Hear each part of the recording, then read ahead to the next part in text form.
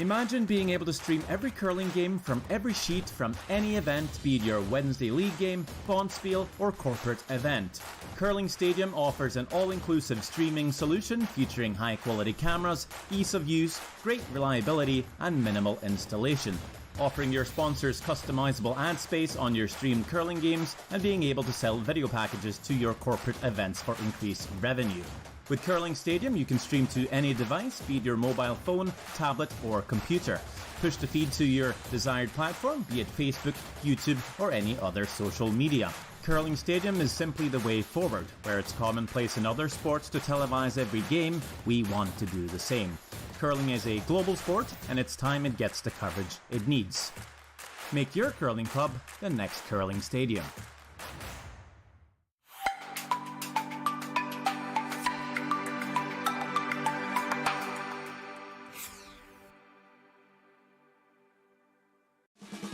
You can enjoy curling with your friends and family anywhere, anytime.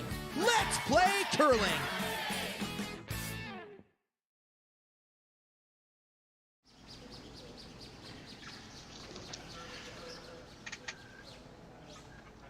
Good afternoon, everyone, and welcome to the final here of the IG Wealth Management Western Showdown. We are live at the Swift Current Curling Club. My name is Sean Joyce, joined once again by Jeff Chambers. Jeff, you're in Swift Current. Are you in the facility or at your studio again? No, I'm at my studio. I've been at the rink watching quite a bit in between games, but I'm in my studio today.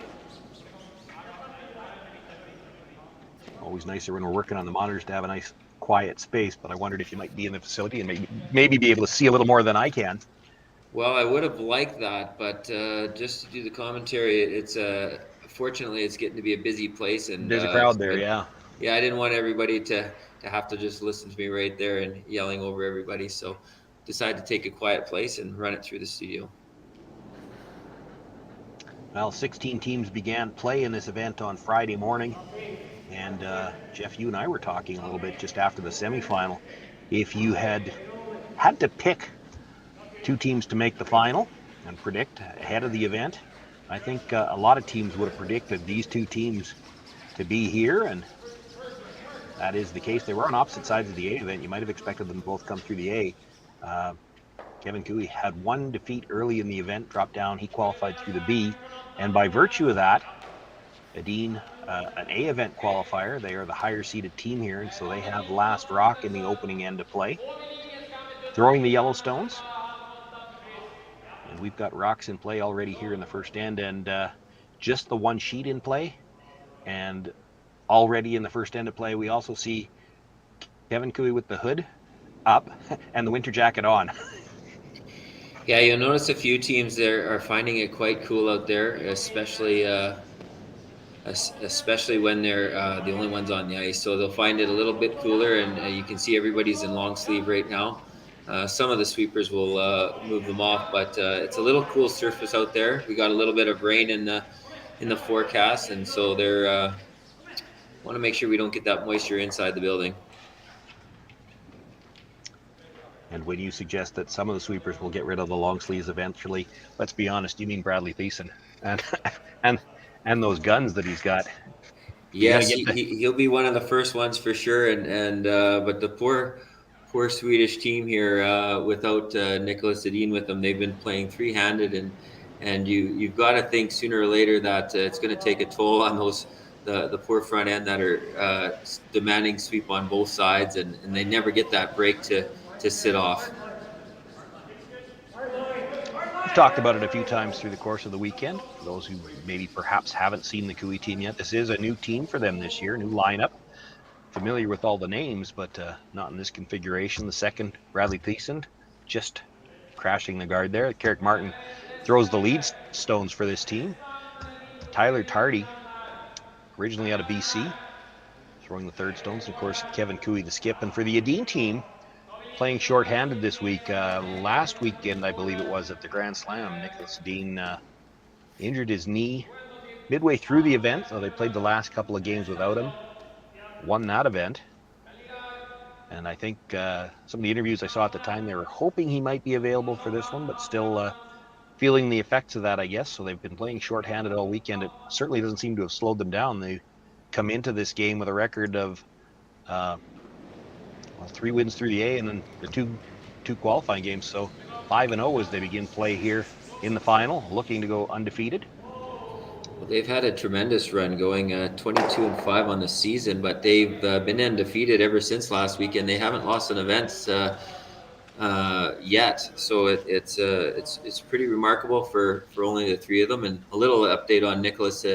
I was told that he got X-rays in Calgary, and they flew him back to Sweden for surgery. So that's the last I heard, that he was headed back home, and he was going to go under the knife to see if they can fix that tendon behind his knee. So Team Dean's sitting shot right now. They've also got third shot and center guard. Cooey looking for the run back, trying to kill a couple of yellows here. Might catch the third one, does. Wow, that's absolute surgery. Removes 3 yellow stones, and the red stone that was sitting in between them all remains there untouched and now buried. And I have a feeling that's just a sign of what's to come for us this afternoon in this championship final. We've got 2 teams that are not afraid to make any kind of shot, and they have full capacity to make those shots. So it's going to be a good afternoon here for us. Rasmus Rana is typically the second for this team, kind of playing that second-third hybrid role when you've only got 3 players. The lead, Christopher Sundgren, actually holds the broom for Oscar Eriksson when he throws the last stones as well. And I speculated a couple times through the broadcast earlier when I had the Adine team. I know that Oscar has played some mixed doubles. I believe he even went to the Olympics last year. I wasn't too sure about the other 2 guys, and I did see one of the comments in the chat. I tend to check before I close the windows afterwards. I apologize to the fans. I don't always have the time to check while we're on the air, but somebody suggesting that Rasmus Rana has played a lot of doubles play as well, and that makes some sense then, that they keep him as a brusher because he's used to sweeping from both sides with a slider on. That's one of the things you see in the doubles play. A lot of guys have to get up and sweep their own rocks, and regardless of which side you're on, you're going to have your slider on because you just threw. We've also seen a few times this week Oscar Eriksson get up to sweep his own rocks, and when he does that, because he's a left-hander, him sweeping with Rasmus, they both end up on their stronger side with the sweep, with the slider ahead. So the fact that they've had to play with 3 hasn't really hurt their sweeping that much. They've been able to work with it. They don't have anybody doing something that they're drastically not used to. Nice come around made there. So another chance for Rasmus to play the run back, this time on his own stone.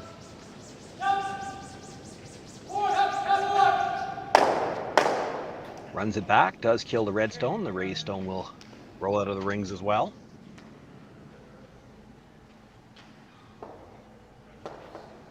Nothing in the rings, just the 2 guards in play. The center guard belonging to Team Adine. There's a corner belonging to Team Cooey. Cooey without last rock here in the first end, going to try to come around the center.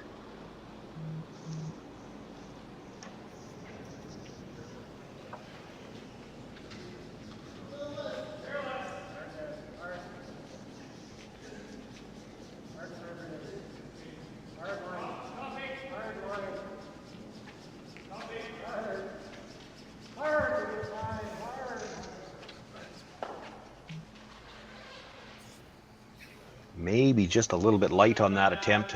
Rubs the guard. If they get it by, might be able to make the 12-foot.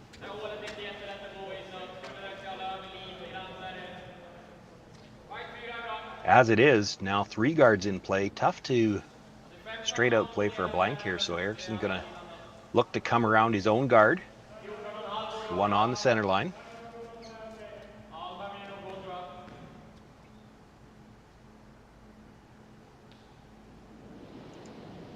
Chance to perhaps set up a deuce here.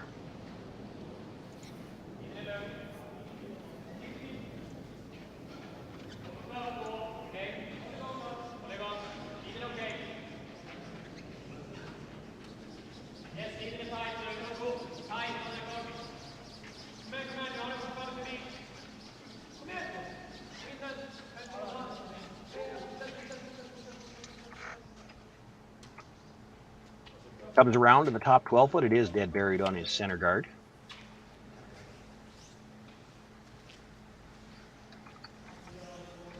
Not going to take Kevin very much time to go back and take a run back at this. Would definitely be one of his specialties that he's never afraid of.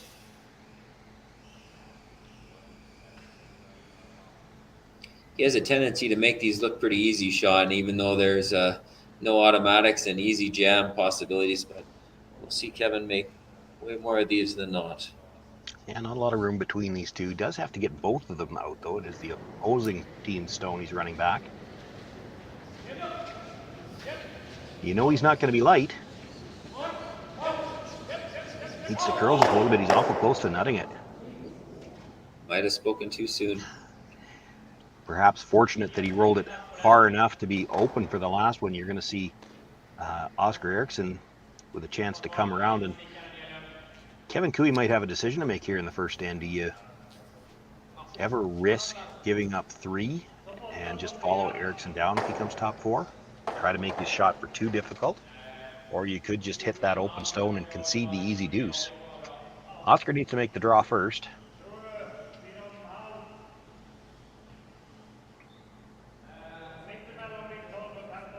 Probably looking to come in buried and just bite the top of the 4. You know if you come to the button, Kevin Cooey's going to follow you down, sit on top of you, and you're not going to have any room to score the second point. If you just bite the top of the 4 foot, he could still follow you down, but you'd have room to score the second one, and he'd run the risk of giving you a chance for 3.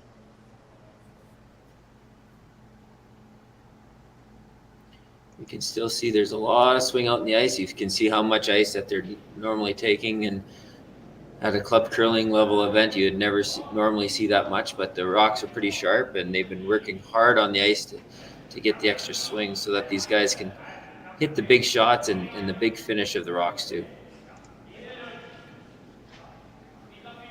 Room by the guard. Can afford to over curl that top guard a little bit. There's no port between the two reds. So he does bury, just biting top 4.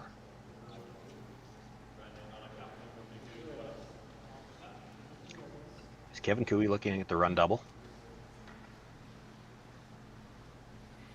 He's standing in front of the red rock, not the yellow.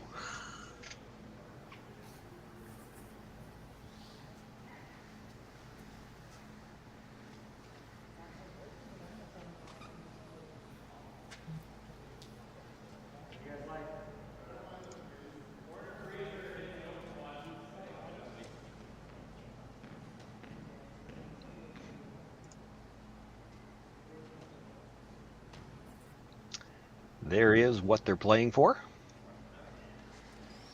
Not specifically the great big cardboard check, but the money amount on it. I like to refer to those as the Happy Gilmore check. Maybe I've dated myself by saying that, though. Oh, you can never date yourself with Happy Gilmore. It's and as a people golfer, of all you have to ages know that one. right? Absolutely.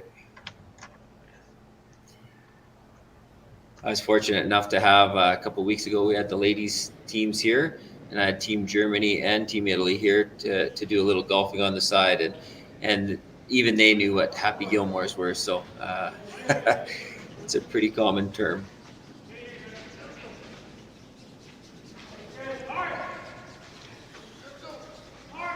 Cooey opting to play the freeze.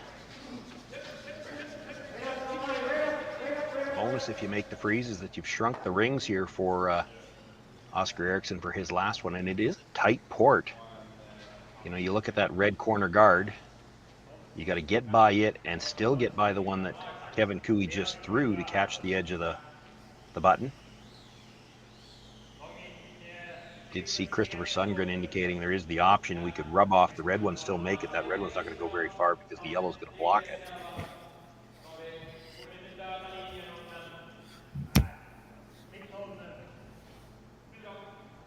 Yeah, it looks like a really big hole there, but as we've been watching the amount of late curl in there, it gets tight really quick. Yeah, it's not. I actually wondered if he might think about coming wide around the other side.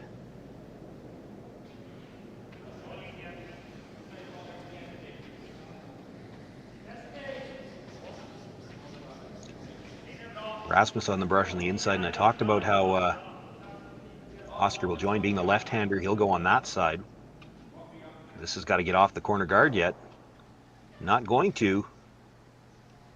And it will come to rest harmlessly in front of the Redstone. So Kevin Cooey with his last one puts it in a good spot. Oscar Eriksson not able to make the draw through the skinny port. It's just a single point for Team Edin. They do take the lead. It'll be Kevin Cooey with last rock in end number 2.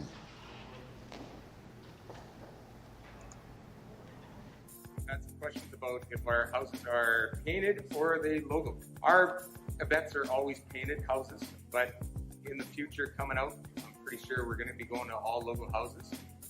They're a great revenue source for any curling club. You can get your advertisements on there, and usually after the first year, the houses are paid for. It's all free money for you. So hopefully check Jet Ice out for your future in-house logo.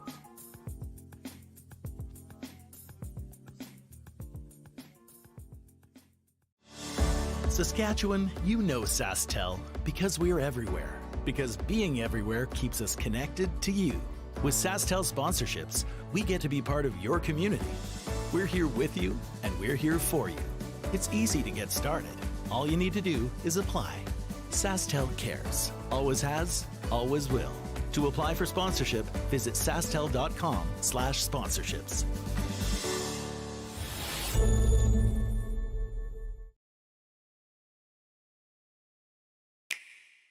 Sometimes curling just isn't as fun as it can be on the Nintendo Switch. With up to 4 players per console, you can enjoy curling with your friends and family anywhere, anytime. Let's Play Curling. Available now only on Nintendo Switch.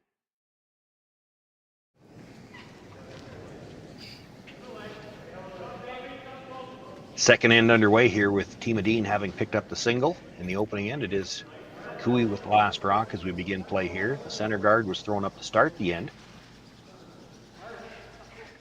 Looking to come around it.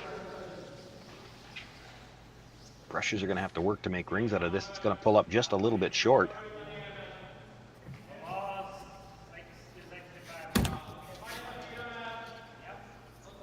A couple of staggered guards early could make for an interesting second end here.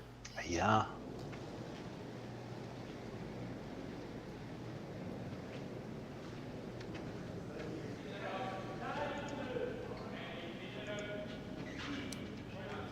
Wouldn't have been shocked there, actually, even to see Kevin Cooey throw the corner guard. Perhaps not ready to do that quite this early in the game yet.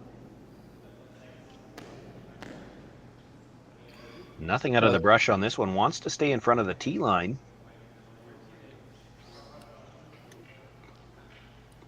Will slip to just back button. Does have a piece of the tee line still, but room for Kevin Cooey to ask Carrick Martin to come sit right down on top of it. If he moves it maybe 2 inches, he's probably shot rock.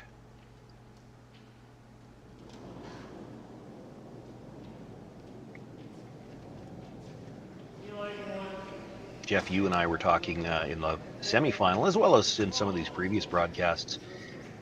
This is, especially for the avid curling fans and former curlers like ourselves, this is the really interesting part of the end to watch. This cat and mouse game as both teams try to jockey for angles in the house. And if you can get a good angle set up, it only takes one shot at the end to move a lot of rocks. And we've seen a lot of that all weekend long. One of those weekends where it's too bad the producers haven't had time to go back and put together a highlight package of all the outstanding final shots that they've seen. It only takes one good angle for a lot of these top players. And we've seen some big scores go on the board. Absolutely. We've with the level of play and these guys playing against one another, we've seen multiple 5-enders out there, which you rarely ever see. But every end, if you look back at the ends, there's a lot of times they could be 3, 4, even 5-point ends, and you're always that one shot away from it. And Kevin Cooey's been on the right side of that. He was one of those guys that scored the 5-ender with a couple brilliant shots, but they're not afraid to get a lot of rocks into play. Both these teams will will be aggressive and try to set up, just like you said, the cat and mouse, just set up those rocks so that they set up for one of those big shots at the end, and it could lead to a really big score. Looking to get close to the face on this red. They wouldn't mind breaking up the red-yellow angle as well. Really needed a little bit more curl there. He stayed on the high side, and that still leaves it in a position where it would be Bradley Thiessen now a chance to maybe get to the inside of that. He can roll in behind cover, squirt that top yellow out into the open, and the red in the middle is still going to make contact with the one at the back button, and create a little bit more space in the forefoot. Not playing with this with the weight to kill anything, just move things around in the forefoot area. Yeah, just reposition them. Try to get the shooter into a good spot here. Called Tyler on to try to get some curl out of this, so he's going to work really hard. This must have been set out there as it's taken a long time to come in, but here it comes. Tyler's really working this rock hard. Gets just to the nose and not able to get the roll under cover, but that's probably enough. I mean, it's lined up the red-yellow combination at the top of the forefoot to leave the rings. It's not touching the red at the back button. The yellow from the back button has been moved into the 8-foot. Team Edin can't really make a play to hit and roll under the guard. If they do that, they're just going to jam the red onto their own stone.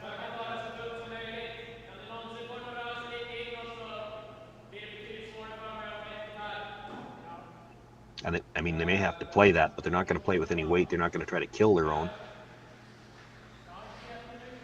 Yeah, that's a tough little situation here. So to get the inside is an auto jam onto there. So we're going to figure out a way to just reposition this just a little bit. And I mean, you might have to play that, but if you're going to play it, you're not going to play it with weight.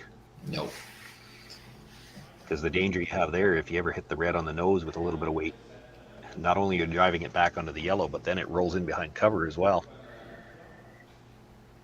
I could see them trying the same thing that Kevin Cooey just did, about 8-foot weight, back 8-foot weight, try to get to the inside of that red. Yes, you're going to jam it on the yellow, but you get your shooter under cover and the two reds would be open. The other shot that I see, and it's tough, but you know, these guys can all make tough shots. You try to chisel the edge of the yellow onto the red stone at the back. They're looking at it. Mm-hmm. Looks like they're playing it.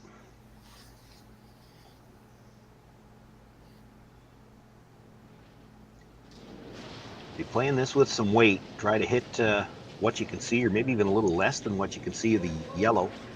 Drive it onto the red. It'll kill the red, and I don't know if it's possible from this angle if you can spin that yellow up and in behind the corners. I guess not. Sticks it right there, so it is dead in behind the red stone, top 4.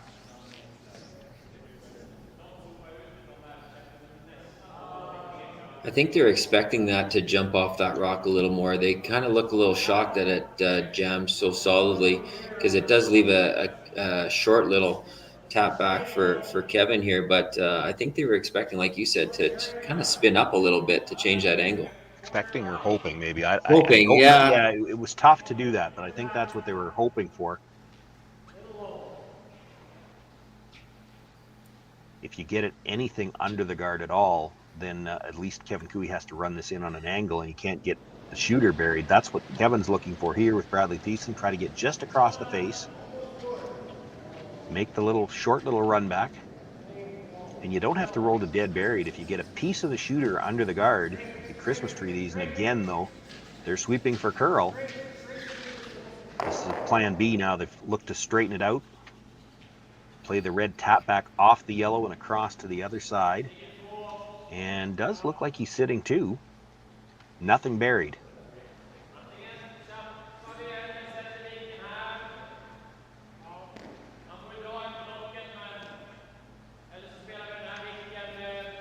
Does give Team Edin 2 choices again. He could come after shot rock, the one at the back of the forefoot. That's what he looked at first.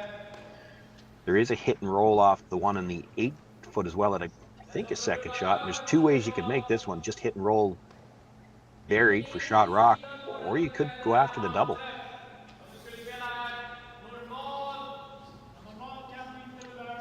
In all likelihood, though, if they're playing the double, they're going to throw a lot more weight. So this isn't an either-or shot. They're going to make a decision on which one they're calling first.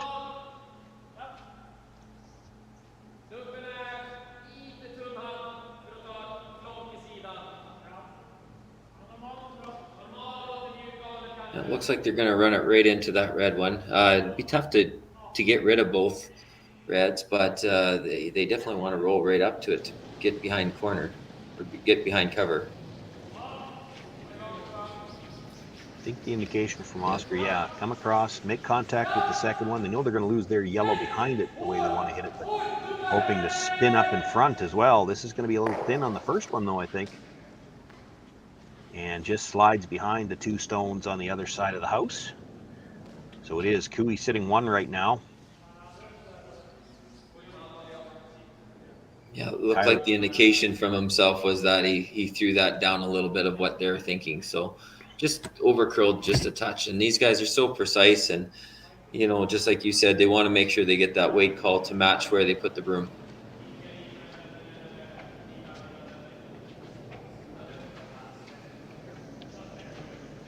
Tyler Tardy with the opportunity to come around the staggered centers.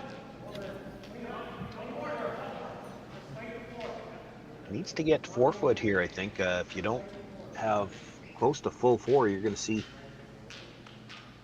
Team Dean make a play on that back stone, try to roll to the back 4. It's pretty good.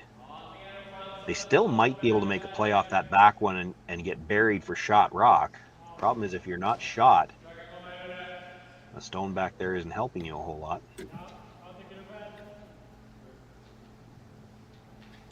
Also looking at the double peel. Yellow over the top of the red guard. It's going to come back into the situation in the house. You might be able to at least move one more red.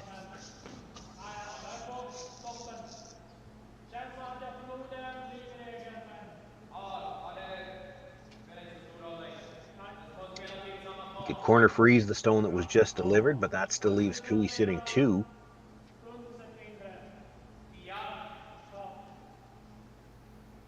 Yeah, that placement of that shot was pretty good. It's hard to improve on where they managed to get that. It's definitely a little bit of a head scratcher for the guys to figure out exactly where they want this.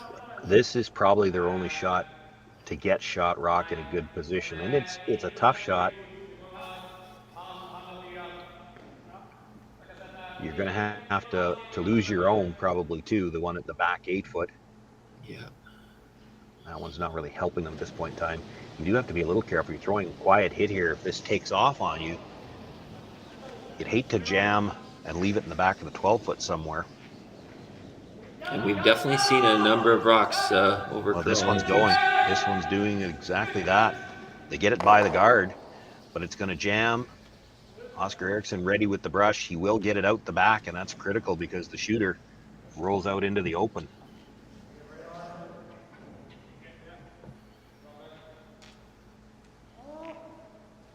Kevin Cooey already thinking 3. Could play away from these guards if you wanted to make sure you're deuce. Yeah, I think this is a good opportunity, though. They know how this comes in, and they know they can bury another one in here. So it's a great opportunity for them to generate towards a really big event or big end. Not looking at it very hard yet, though, Sean. So my question would be, do you want? I mean, here it comes. Oscar Eriksson's going to call the double run if you make this shot perfect. And boy, if you bounce off, you could leave him the double. I think he left him enough to play the double. It's going to spin. I mean, you can't hit all of that rock. You can hit thick side of a half. But with the weight these guys can accurately throw, you're right, that's spinning off there pretty easily. That's would be very hard to jam that. I think it would spin off and across the top of the yellow. You probably have to hit a quarter to worry about leaving that rock in the rings. You can see a lot more than that. Now that still doesn't get him completely out of trouble. You make this double, you're going to have to roll away. Kevin Cooey's going to try to come around again, and there's still a potential there for a deuce.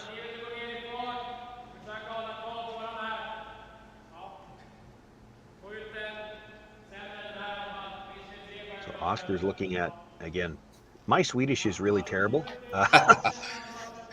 But looking like he wants to maybe try to keep the shooter right there. So just kill the back one if that would be the case. I don't think you're ever going to make the double if you're trying to throw it quiet enough to keep your shooter. You will pop that stone that was just delivered out into the open somewhere. Might roll with your shooter, might stay right in behind it. And by doing that, he might give himself something to come off of with his last one if Kevin Cooey does elect to come around.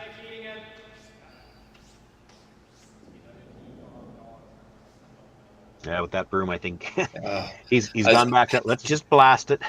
Yeah, I missed when he changed that call, but I'm looking at that broom going, okay, this is not going to stick around. There's the big high. No.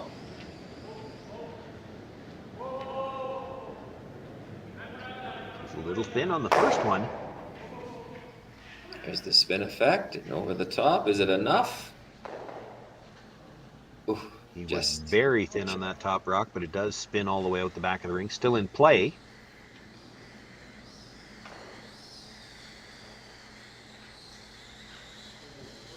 Even if it hangs on for a bite at the back of the 12, I think Kevin Cooey's probably coming around the guards rather than hitting the Yellowstone in the 8-foot.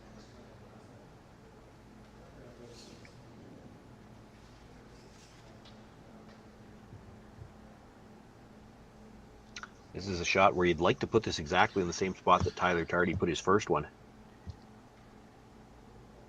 Oscar Eriksson was to freeze to that. You still have the whole 4-foot for your second point.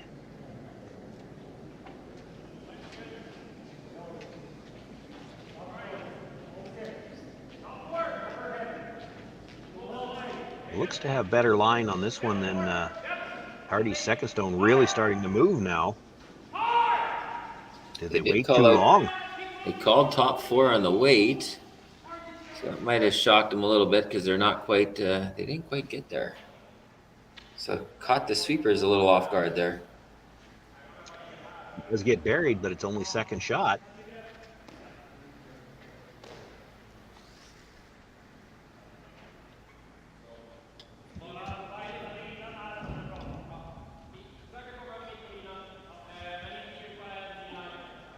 They weren't on the brush on that for most of the way down. It did look like it had better line than Tardy's second shot.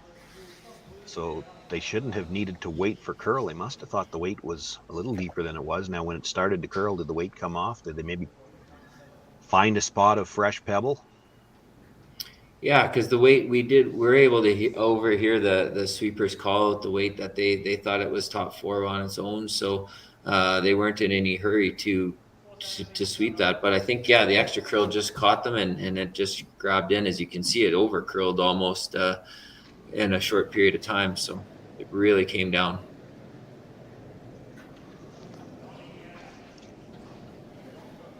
Chances there now for Oscar Eriksson to try to come around that stone at the top of the 8-foot. Sit 2.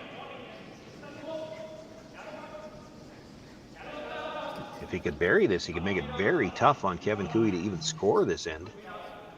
He has a lot of room by the guards and by the stone in the just biting the top of the 8-foot. He'll come to rest, full 4. Just fully open. It was important to get that last little bit of curl. I don't think Kevin Cooey can get to the inside enough to make the double right now. But boy, if that curl's an inch less, there might be a double available there for 2. Yeah, I was actually kind of surprised that they didn't take the in-turn draw around the other side just in case for that situation of either bouncing off or just leaving it out a little wide. But no, they edge on edge, so accomplished their task and forces Kevin into making a really nice lightweight takeout to sit their 1.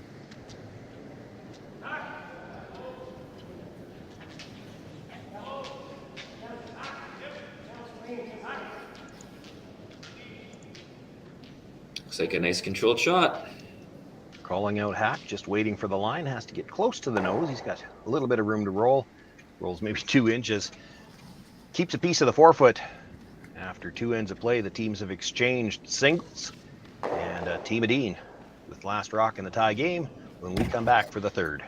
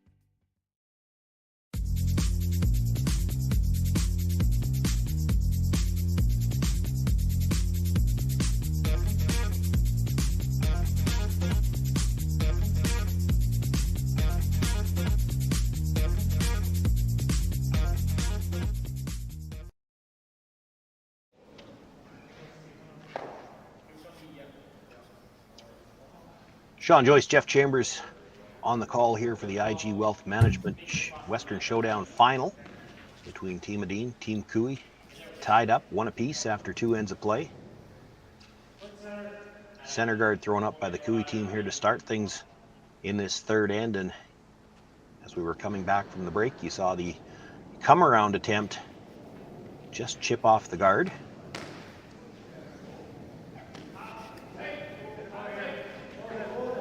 Eric Martin now looking to place another guard right on the center line.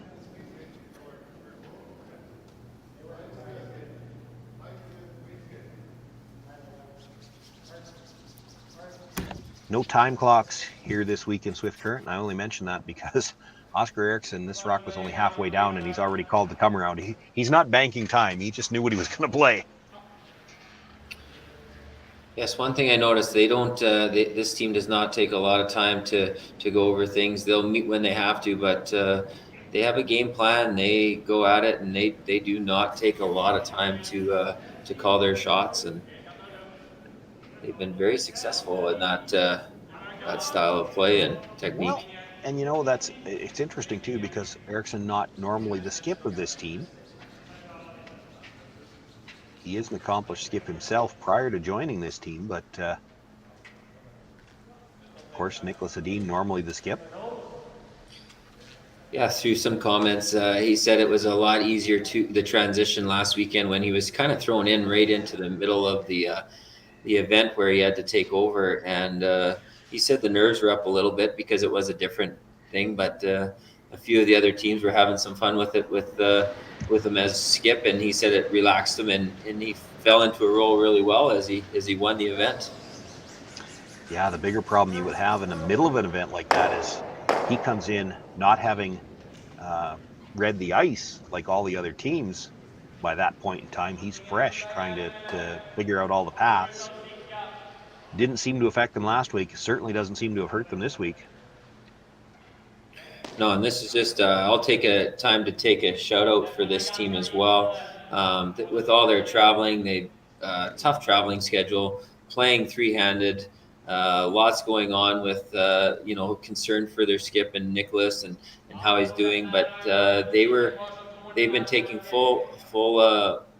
they've been helping full out at this event. Even Saturday night, they were up. They brought out their gold Olympic medals, and they did signings, and they did pictures, and a lot of kids in the area, which were fantastic. So I just, you know, a shout out to this team for their first class efforts and taking full part of this event. Looking to try to move a couple of guards here. Thin on the first one and thin enough that it's over the top of the second. So just kills the one.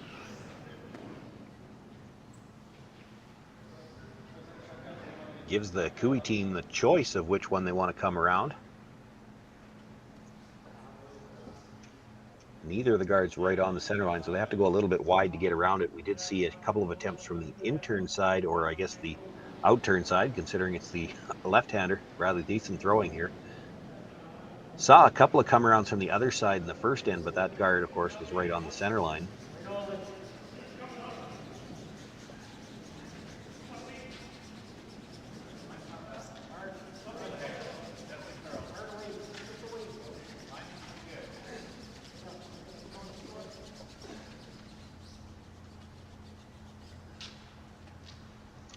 Able to get about half under cover, just biting the top of the 8-foot.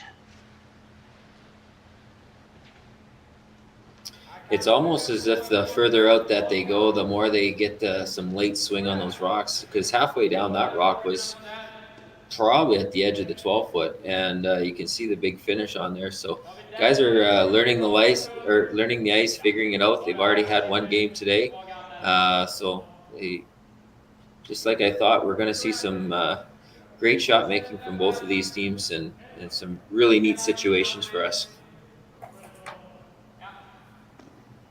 Well, here is one of those situations. You might be inclined to think that Eriksson would just look at the straight run back, or even over the top, try to get the one in the rings, but that stone in the rings, just biting the 8-foot, doesn't concern him nearly as much as the two guards. So he's trying to look at, is there a way that we can make the double on the guards, catch the back end of one of them, and carry the shooter through, perhaps into the rings, maybe even make contact with that one in the 12-foot?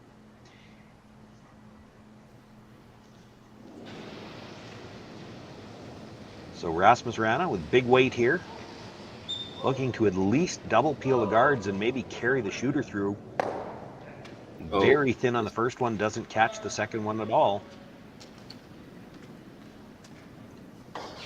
Continues to be Cooey sitting one, although it's open. He does have another guard to work with. If you come around it, though, you have to be a little bit careful on the placement now, because Eriksson could come off the open red stone, make a double, and maybe sit buried.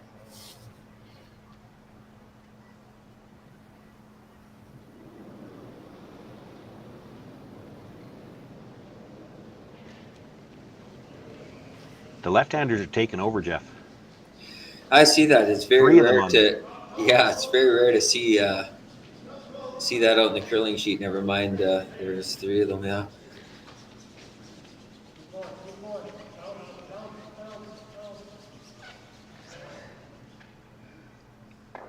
Well, they were looking for the come around. This one a little light, ends up as a guard, and staggered guard at that.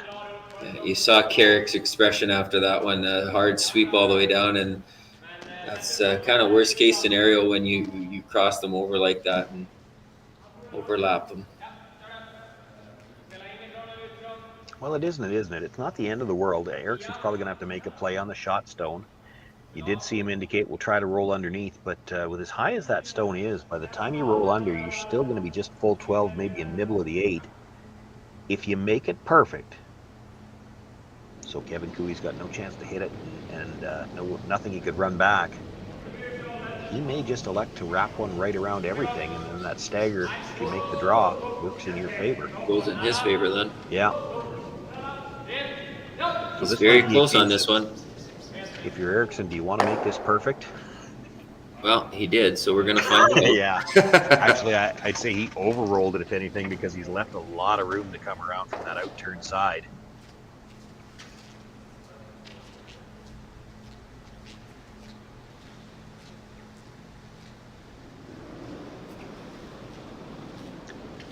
Tyler Tardy, a little light on his first attempt. Brusher's saying it's T-line. They'll wait on the line on this.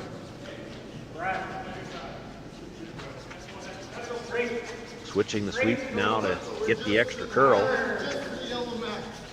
And you know, this is not the first stone that we've seen this game.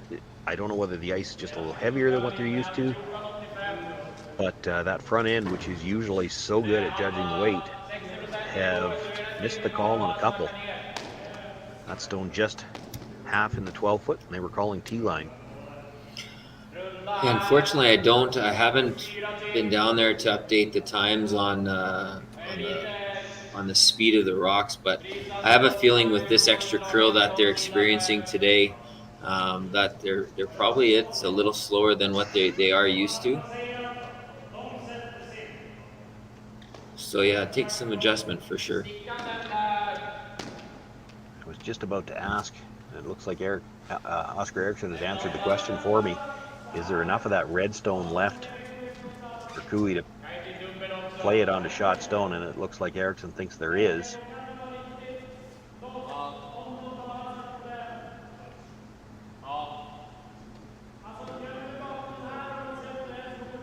Not sure there's much you can do about that.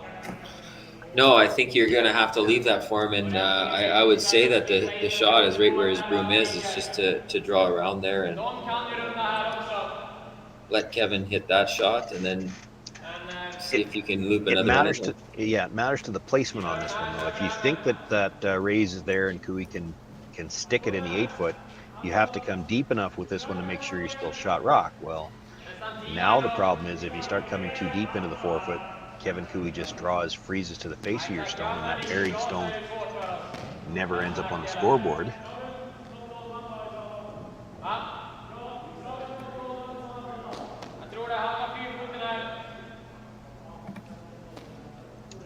I do think you have to play the draw. I think all the discussion, and again, we don't overshare because I don't speak Swedish, but I think all the discussion is about just exactly how deep do we want to be here. And these aren't area plays at this level. They're not, put it within 2 feet of where I'm talking about. They're going to be talking exactly where they want this, splitting the top of the 4-foot or whatever it happens to be, whatever the decision was. They're looking to put these to a very precise spot. A lot of room yet by the stone in the 12-foot. It is moving pretty hard. Yeah, we've noticed how fast how the weight comes down once it hits that big move. How fast those rocks are coming down as they enter in the house. It's caught both teams a little by surprise with the weight. Yeah, it's hard to say if Kevin can see enough of this stone, but those two yellows beside each other, if he can drive it to the inside of the yellow stone that was already there, the potential is there that he could double those two yellows. I think they definitely wanted a rock's width deeper than that anyway. For sure. Seemed to come down in a hurry. They were waiting, though, of course, for the line. It had a lot of room by the stone as it was coming into the rings. You knew it was going to go sideways, though.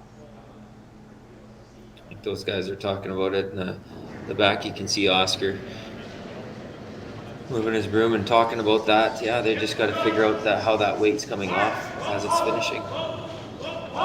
Kevin Cooey not going to be light this time. Makes the hit, comes across, nudges that stone. Still, I think it is the yellow stone belonging to Team Adine that is shot rock. The raised stone from Cooey is second shot, but mostly buried.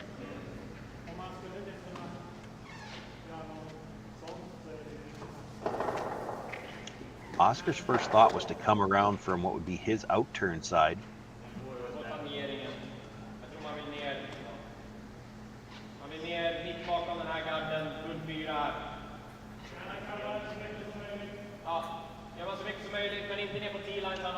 And the concern you have to have here is you make this draw. You know that Kevin Cooey, if you're buried, he's going to walk over, hit the open one, and try to roll flat to the corner of the button behind the stone at the top 8-foot.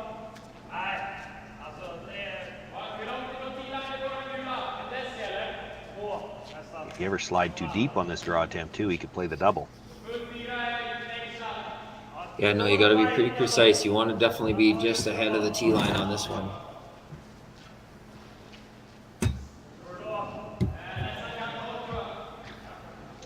You'll take all the curl you can get on this one coming into the house. You'd love to get close to the center line, but if you look at the wider of the two guards, you'd have to almost completely overbury that guard as if it was the only guard, as if it came out the other side.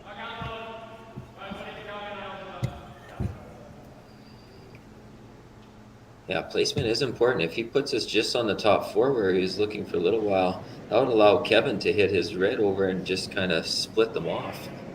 So, yeah, it's pretty precise where they need to leave this rock.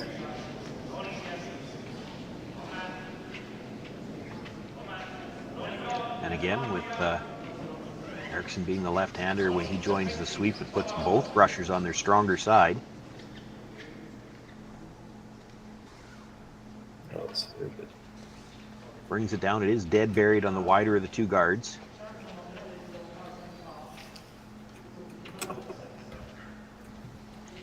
Kevin's first thought was just straight draw. Tyler's wondering if they don't have enough that they could hit it. I'm still wondering, do you ever think about playing the hit and roll off the yellow in the 8-foot? You play the hit and roll, think about where you're hitting it. When your rock makes contact, you're still solid foot in front of the tee line. You could probably roll to the back corner of the button in behind a wall of rocks. And it is second shot. The danger of playing any kind of draw is if you leave any piece, it's a shot for 3. It could be for 3. That's what I was thinking myself, where if they came down and just, even if they tap back, like with back 4, tap that red one back, at least it would tighten up the rings big time for the draw, and it would only be for 2 most likely. So it looks like they're going for the draw, but that's not a lot of ice there. Did they decide on the hit and roll? Did you see that, Sean? I didn't. You know, it's one of those things, they're talking to each other. They don't really need to gesture for us as much as we might like it. I'm just to get to that doesn't look like, from what we've seen, the ice to get around that one on the top 8. It might be from the outturn side now. He tightened up the broom. I'm wondering if he's not hitting. Tyler's already in a crouch behind the rock. This could be the hit. Yeah, he'd play this firm, so. Nope. Yeah, he is. I thought he'd be throwing a little bigger weight when he was looking for this flat of a roll.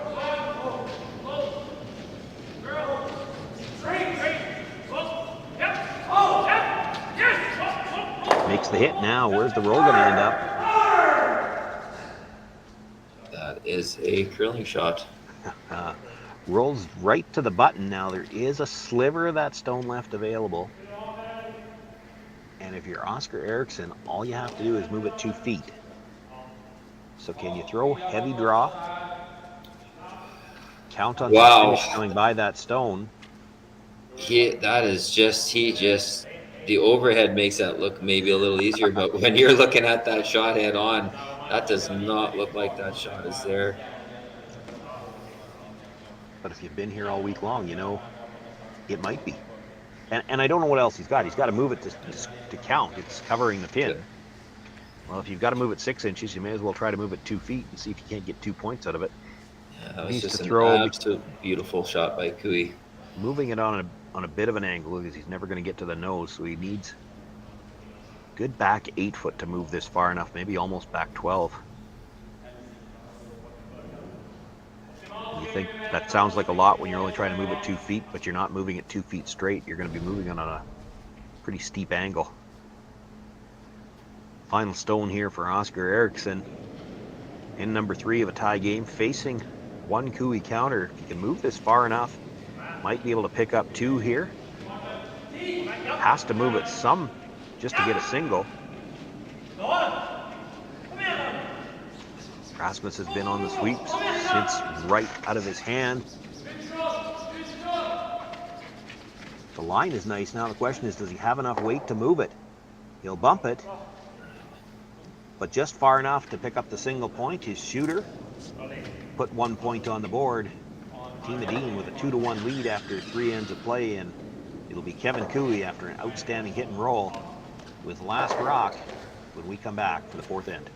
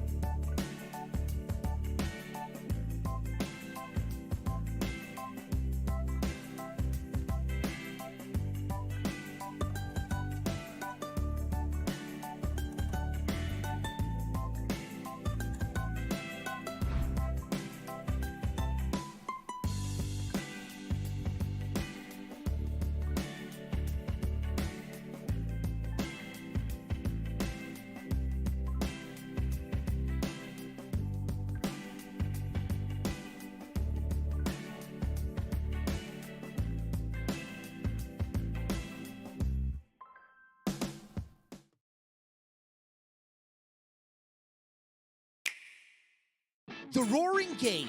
We all love it, but sometimes curling just isn't as fun as it can be on the Nintendo Switch. Don't get stuck in your curling club this year. Learn the game inside and out. Play for your favorite country and take the curling world by storm. With up to 4 players per console, you can enjoy curling with your friends and family anywhere, anytime. Let's play curling. Available now only on Nintendo Switch.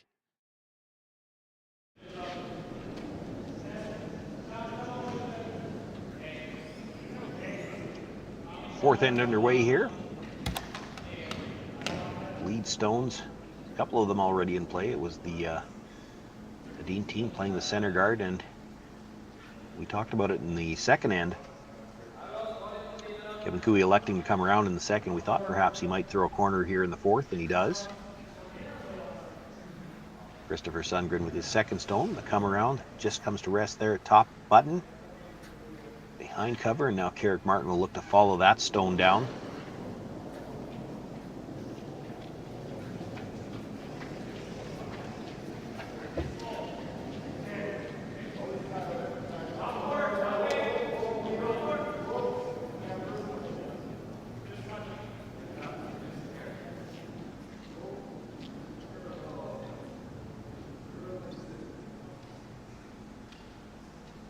I think it's Carrick himself. I could hear pleading for that stone to curl at the end, and he did get some nice finish at the end. Leaves it on a bit of an angle, but the edge of the red stone is buried, so that angle actually works to Cooey's favor. Christopher Sundgren now going to look to come down. Ideally, you'd like to get to the inside of that red stone and leave an angle where they could make the red go away. Now, this is the problem they had 2 ends ago. They couldn't get over the top of the stone on any of these freeze attempts.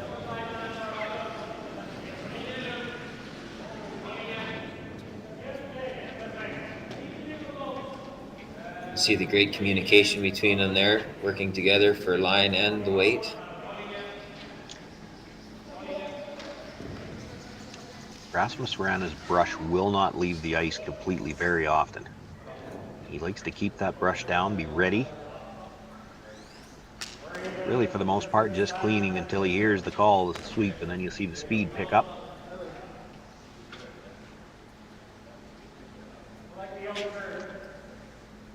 Sits in the top of the 8-foot. They just didn't want to sweep that until it got to the inside, so leaves it a little bit short, but the angle works for them.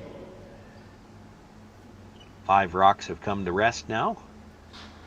Kevin Cooey going to ask Bradley Thiessen to move the guard. And is he playing this? You have straight back here, might almost. We saw this before, playing surgery and getting 3 yellows, leaving the reds. If he's going to do it this time, he actually needs to use the red in the middle. Takes just the 2. But he hit it just ever so slightly off nose, so the shot stone at the back button now is probably half exposed.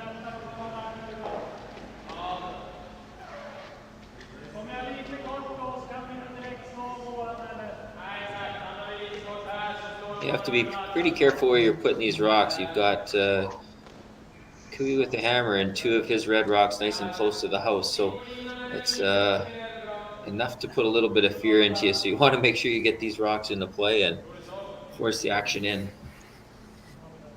Forces Eriksson to come to the other side to call for this come around now. Still looking for the corner freeze on the red. And it's a subtle thing, but it's not insignificant. You've got Eriksson playing from the other side now, and now everything is being played on the side of the sheet where potentially Kevin Cooey might have the chance to roll behind the corner guard yet and set something up.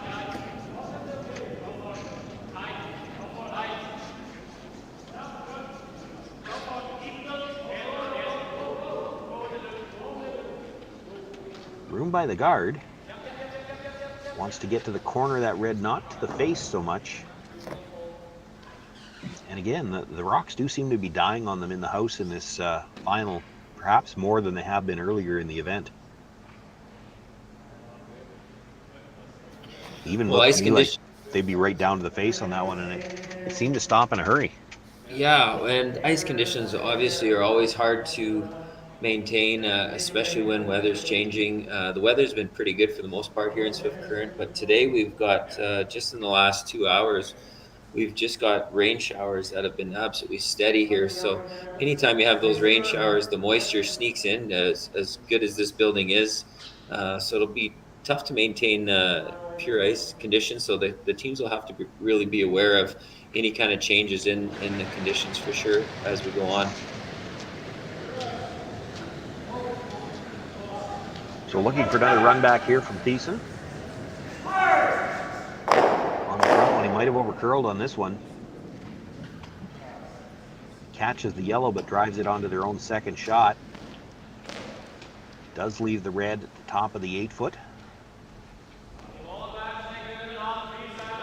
But the situation now not quite as good for Cooey. He had a really good angle on the 2 in the 4-foot before.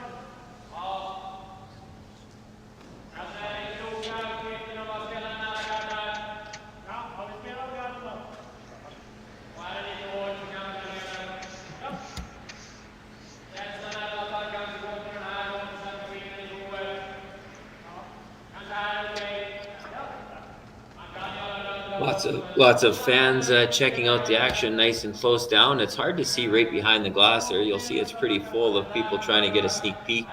Definitely the view from up above is much better. And of course with SaskTel Curling Stadium at our curling club here, they're able to see all the action upstairs as well. But right front and center are the mayor at Swift Current, Al Bridle, back there checking out some action as well. So bringing everybody out today to watch. Now, are you suggesting when he's the mayor that he got VIP seating, or did he have to pay extra for that chair? We probably charged extra. No, very good supporter of our community. We've been very fortunate the last the couple mayors. Dennis Perot before this was so active and such a big part of getting huge events to Swift Current, and Al Bridle supporting us as well. And it's more of a testament to Chris Eichert, the general manager, also avid curler that was out playing in this event with Steve Laycock, arranging to get such big events here in Swift Current. And I've said it along, but we're a small city, and to get such high caliber curling right here in Swift Current is just a testament to what we're able to do thanks to SaskTel Curling Stadium and the Curling Zone, and just the new coverage to link everybody around the world to watch. And now with CBC covering some online streaming, it's just a fantastic opportunity for smaller communities to make a big part in the curling world. Kevin Cooey actually called the team down and wanted everybody to take a look at this angle. I think what they're talking about is, if we hit the red guard, come across, can we catch the back end of the yellow and get the shooter into the rings? So he could get both of the guards out of the middle that way. And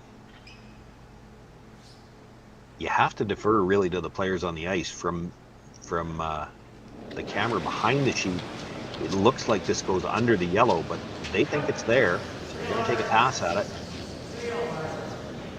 You know, you can't hit thicker than that.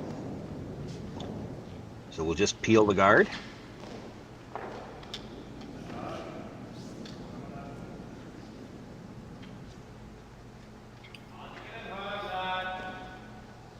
Tyler just not quite as sharp on his preciseness as we've come to notice with him. He's had such a great record, and at such a young age proven himself as a world-class curler, and having a little trouble with the line today. Could be his body's a little sore, just a little adaptation to the ice, but not as sharp as we've seen him, but still making high percentage shots along the way. But it's easy to get fooled along the way for sure.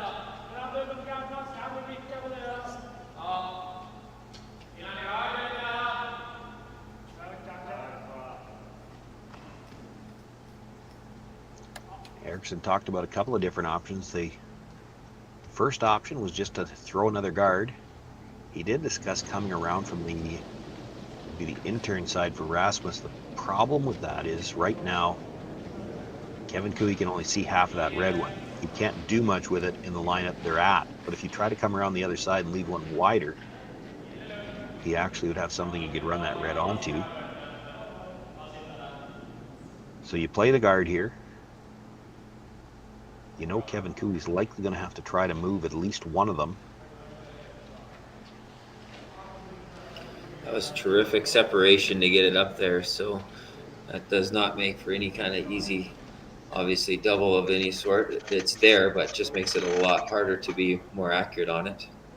So definitely going to get Kevin thinking here. And I thought I heard something about backline tap on the red, was it? Or are they looking to come around the other side? You know, there is room to come around from the out turn side for Tyler.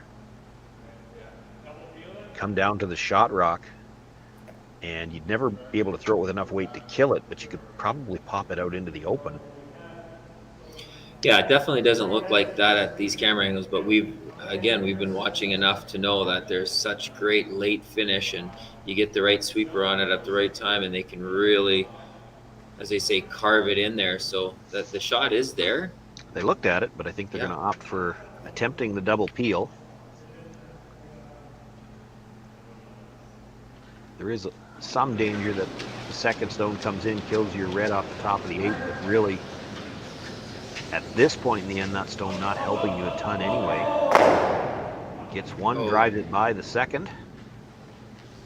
Shooter will roll out of play as well. Little slip by Tyler coming out of the hacks on that one, but he got his balance back right away, and it looked like he had it. Actually, Kevin thought he had it too. So just slip by that back one. Let me ask you another question, Jeff. If you're Oscar Eriksson, nobody's looked at it yet, but they all know it's there, and it's Kevin Cooey. If this was Kevin Cooey's last shot, he's playing the angle raise in for 2. And do you worry about that, or do you almost bring him in? Do you wire him in to play that shot? Not if it's for 2. That's what I'm saying. If it's Kevin Cooey, you do worry about it, and that's got to be what this discussion is about. They're wondering, when is the time do we come in for second shot? Because you hate to leave him that shot for 2. You know, you just keep throwing guards. He plays that with his last one. If he makes it, you're down.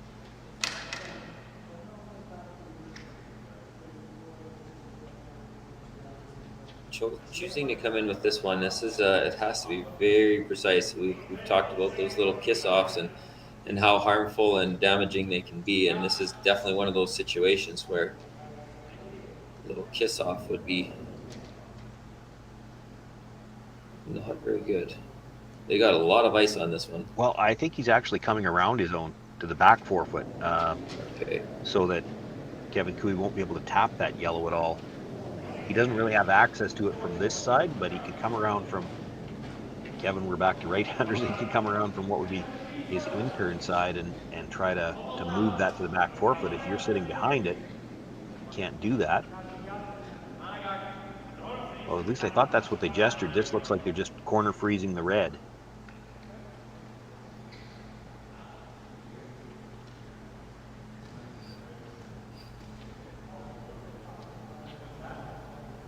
Well, it does give Kevin the option to make a play on it now, or you could hit the stone that Oscar Eriksson just threw over the top of the red and have it come straight back.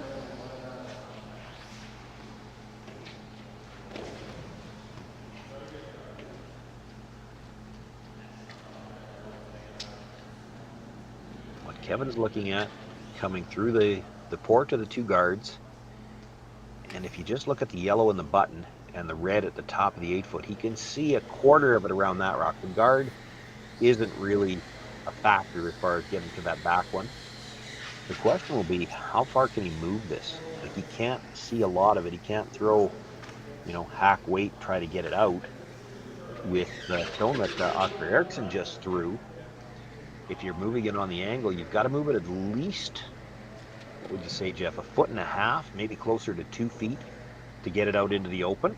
Yeah, but and that brings up the danger. If he hits the wrong angle and he bounces over, he gives Oscar the in off to hide one too. So he's seeing the over the top shot.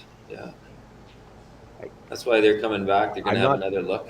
I'm not sure what Oscar was ultimately playing, but I don't think I wanted it where it ended up. You play this tight yellow across the top of the red goes straight back. And this is right in Kevin's wheelhouse, and plus by putting it as tight to the rings as they did, there's not a ton of separation between these rocks. It's quite funny. A lot of times when we see all 4 players come down, Carrick and Bradley are very active in the calls and the talking. But in this situation, I don't think they wanted to call this one. they were just going to come down, look at it, and like, no, you guys can figure this one out.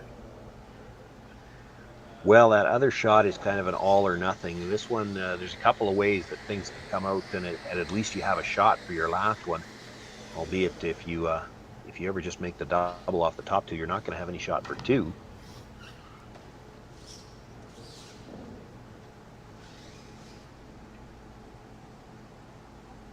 If he makes the angle double raise and stuffs it, he could have a shot for 2, and Kevin Cooey is capable of making those shots. That would be one for the highlight reel again, and Kevin's part of that in every event that he plays. This is close. No. Oh, just a little thin on the first one, drives it by the back.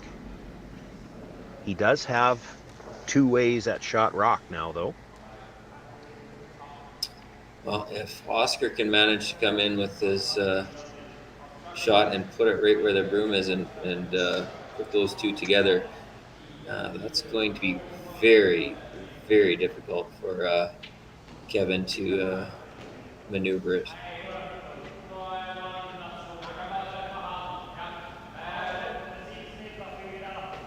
Yeah, he will not be happy with that outcome. No.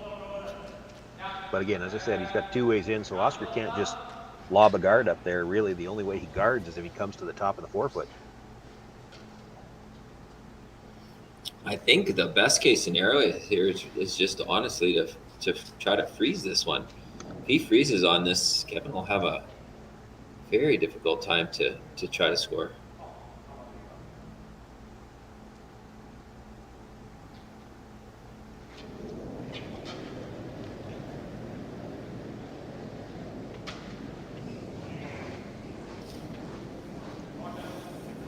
Oscar Eriksson with his final stone here in this 4th end.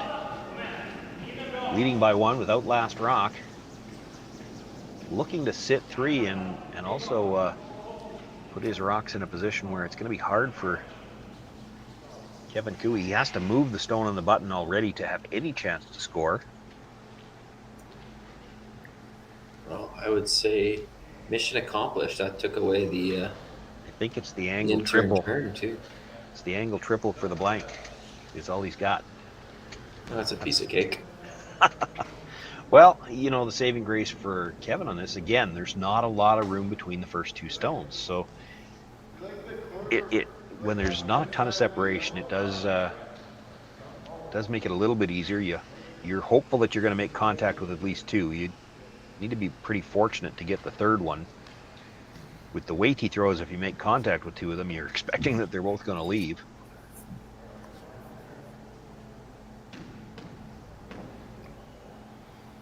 It's definitely there, but I mean, it's really tough with where you're firing a lot of weight, and Kevin is one of the most accurate up-weight throwers in the game, but it never makes it any easier to hit it exactly where you need. He just looks like a quarter of the rock here to me is the angle that they're going to need with some up weight.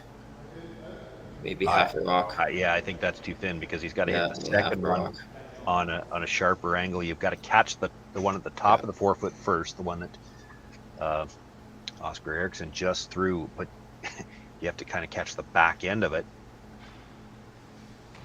Kevin now looking, can we make it just the tick double? It would almost be a tick triple.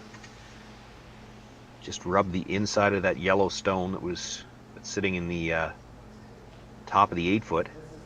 Redirect the shooter onto the one that was just thrown. That's there too, but really tough. Neither of the shots is easy.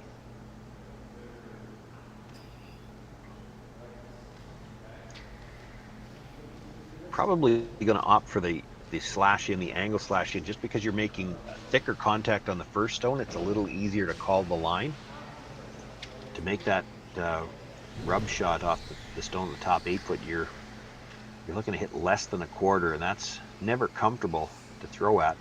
No, almost just a simple redirect, right? And there's nothing simple about those. No. One of the hardest shots to call in curling. Well, we're going to get to see the up weight. This is what the fans come and this is what they want. So this is right up the alley of everybody. Kevin loves to throw. People love to see them. So here we go. Crowd pleaser.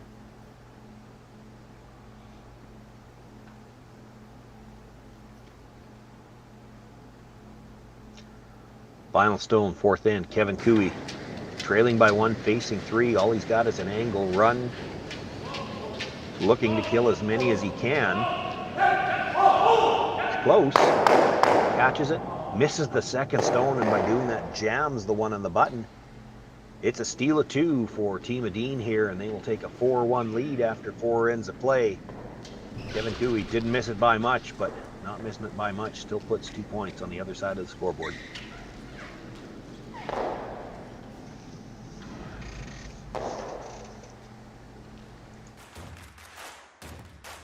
Imagine being able to stream every curling game from every sheet from any event, be it your Wednesday league game, bonspiel, or corporate event.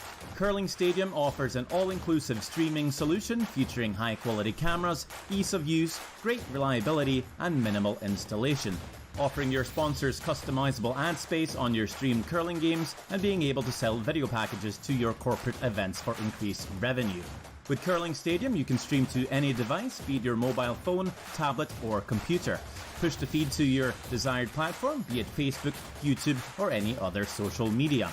Curling Stadium is simply the way forward. Where it's commonplace in other sports to televise every game, we want to do the same. Curling is a global sport, and it's time it gets the coverage it needs. Make your curling club the next Curling Stadium. SaskTel Be Kind Online wants to stop cyberbullying. Want in on the action? We award up to $1,000 for youth initiatives that help spread kindness and prevent bullying. What great idea do you have to help stop bullying? SaskTel can help. Go to BeKindOnline.com and apply for a grant today. Together, we can make a difference.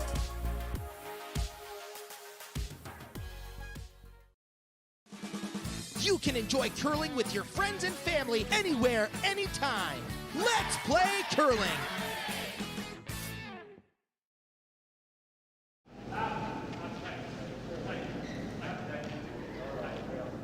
Kevin Cooey with his final stone, a chance to at least make a double, cut the damages.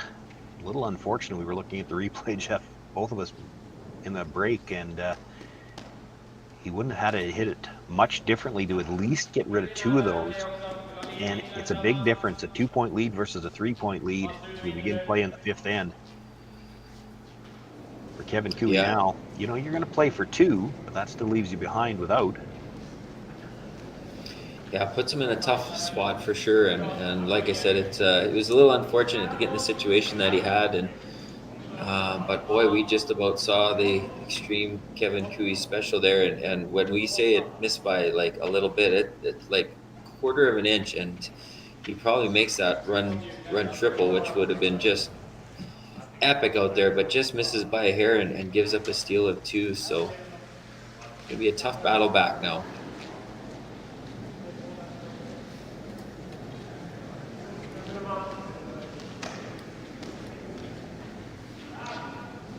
You're going to start off this 5th end by throwing corner guards on opposite sides. Team Adine really doesn't have to force the play here. They throw the first 2 stones into the rings. You might see them throw a guard now that they've got 2 stones in the middle.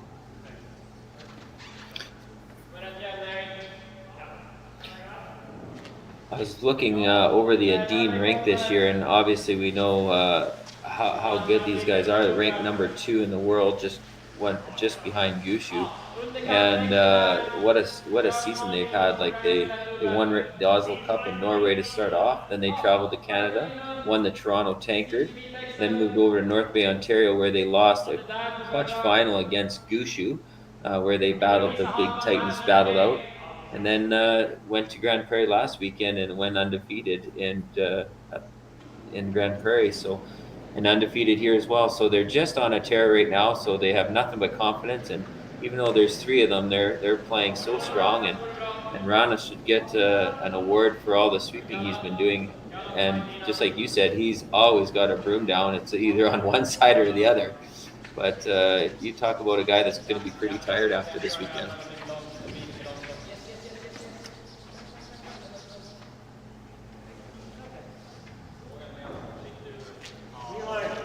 Well, there are some advantages to the brusher if you're only playing with 3, and that you only have to sweep 5 rocks instead of 6. But the downside is you're the inside guy on every rock, so you don't get to take any. You don't get to take any off.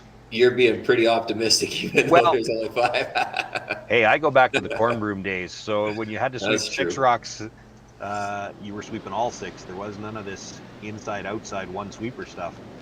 That is true. Hard line.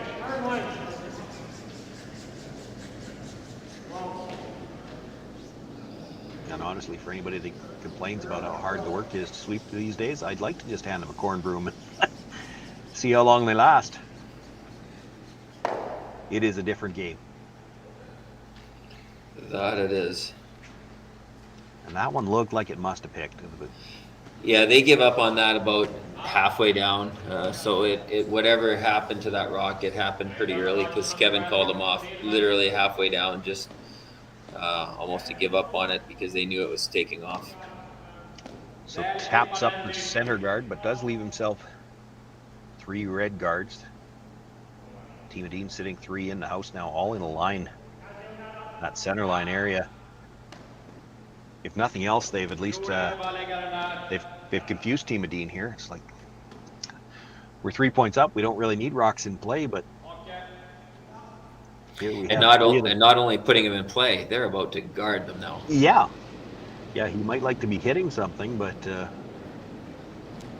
you're in such a good spot in the center of the house right now. You throw a guard here and you force the Cooey team to take a few rocks just to clean up the middle. As long as they're trying to clean up the middle, they're not trying to set up a big end. Yeah, there's a lot of junior teams at home right now going, well, my coach would have told me, go up and clean out the front when you're 3 up. And conversely here with Kevin Cooey, he could play an angle run in on one of his own. The problem is he loses the shooter there. If he plays the yellow one straight back, and he is 3 down, he needs rocks in play. You keep the shooter in play that way.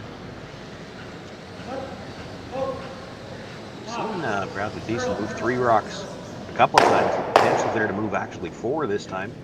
Only gets the top 2, but does keep the shooter for another corner guard.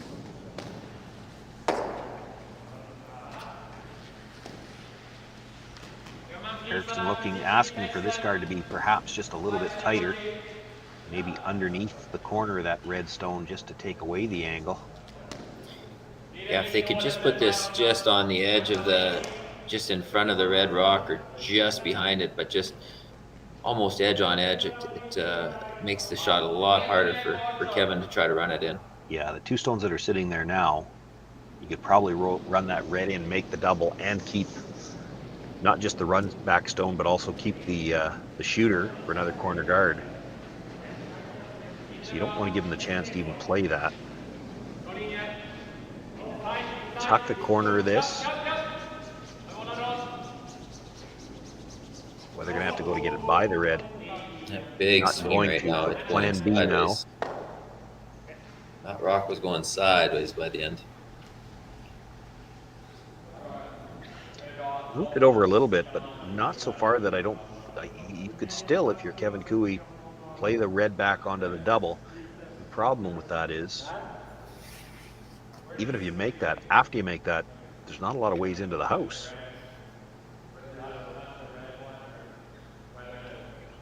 Yeah. One thing about Kevin is he's one of the most patient skips there is. So he'll still try to jockey position rather than worry too much about making the big shot early. But he's figuring out a way to get a red rock in this house. He's taking a look at how many rocks are gone already. And it's like, okay, we got to start getting ours inside now and to generate an end here. Doesn't want to lose too many guards here. The last thing I saw him gesture, and I think that might be the shot to go with, talking about driving the yellow back over the top of the one in the 8-foot, so you can make all 3 yellows go and roll the shooter off the center line. But I think they're going to opt for the run back we talked about, the red, the one pretty much directly in front of Kevin. Back on the slight angle onto the stone at the top of the 8-foot.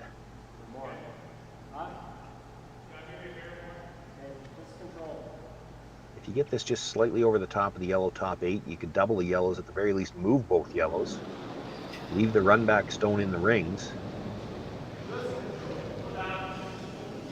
Was Tyler asking for some more ice there? I thought it was iced pretty tight for control as well, and he asked for a little bit more ice. He had a couple overdraw. This was a beauty.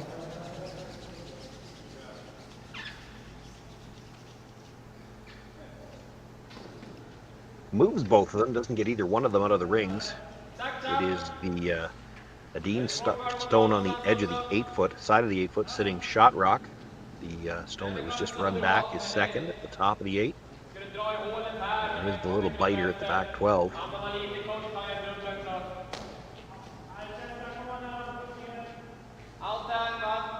Not a lot of ways left to get into the house, though.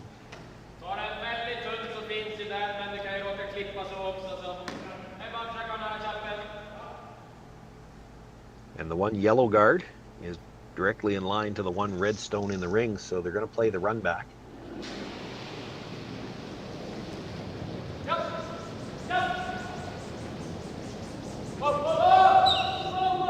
Rasmus with the hit. Got to be careful hitting it on that side. Wow. Did not see that one coming. No, well, I don't think they did either. They were on the sweep most of the way. I don't think they thought they were going to be that far off of picking it. Actually gets it over the top of his own shot rocket corner of the 8-foot. But that does leave room now for Tyler Tardy with his second stone here. Try to come around those 3 guards that are grouped. And if he could sit anywhere near the corner of that yellow stone that's shot rock, he could get shot rock, and Oscar Ericsson's got no way to get at it to take it out. No, those guards crossed over each other now, so everything good opportunity for Kevin. Got to get this one buried, though. Looks like the line's great. The shot rock here. Weight. And they did. Fantastic shot. Big shot from Tyler when they really needed it, so. This might be scoreboard dictated. You're up by 3. The first shot Oscar was looking at, just peel the yellow guard. You're going to peel it into the red, spin it somewhere in towards the house, but make sure that you've got an open hit for your last one so you're not giving up more than 2.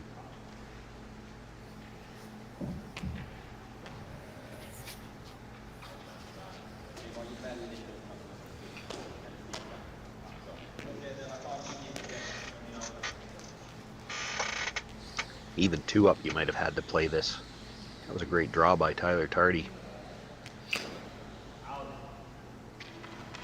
Yeah, a lot of times you'd see them fall right down to try to do another corner freeze on that red one to shrink down the house. Yeah, but tough right now with as well as he placed that stone. You'd have a hard time getting on the corner for shot.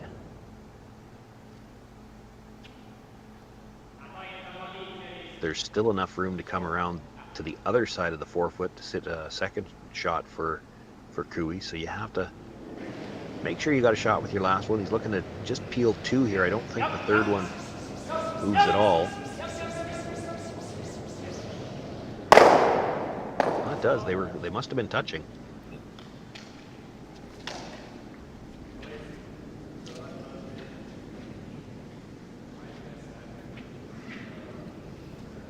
hiding. Yeah.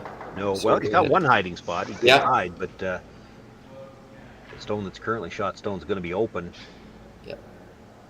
You have to be careful with this not to come deep enough that Oscar Eriksson has a chance for the double. And if you're in tight enough to be second shot, you might have to leave a double. So do you have to throw this one a little bit higher? You know that otherwise Oscar Eriksson can't roll towards the middle. If he rolls towards the middle, he's going to kill his own stone. So you don't necessarily have to be shot rock here or even second shot, because you know that when Oscar hits that red, he's going to have to leave you a double. Yes, it'll be very close for sure. I think what they're going to try to do is an optimal shot is just bite the 4 on the other side, which would keep them perfectly buried on that side, and probably force the action to the open stone where they will have that chance at the double. Dead even though at the deepest. You could be Yes. a little bit higher than the stone that's open. You can't be behind it. No, just ahead of T line and biting that 4.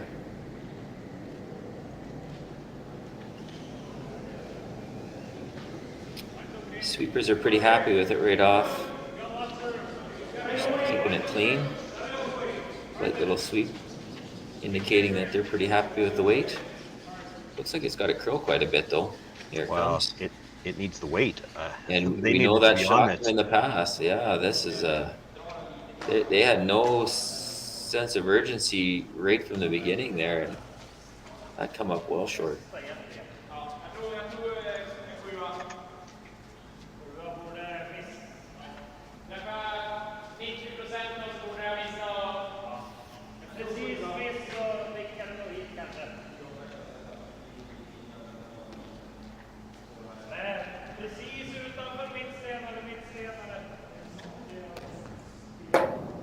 So just a little discussion over how much weight they want to throw at this.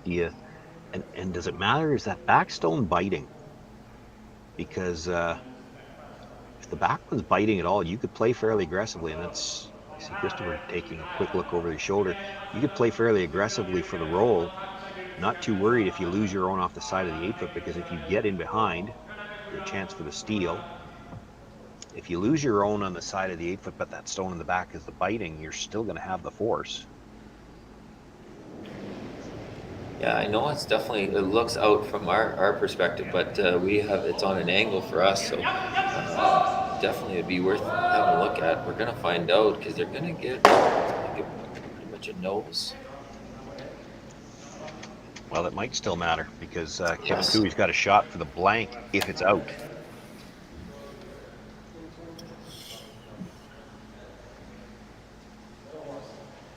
Well, they didn't even go back and look at it, so they must have looked at it before and judged that it was out or was the indication? Yeah, no, he's definitely playing the double here. Yeah, it does look out from the overhead camera. But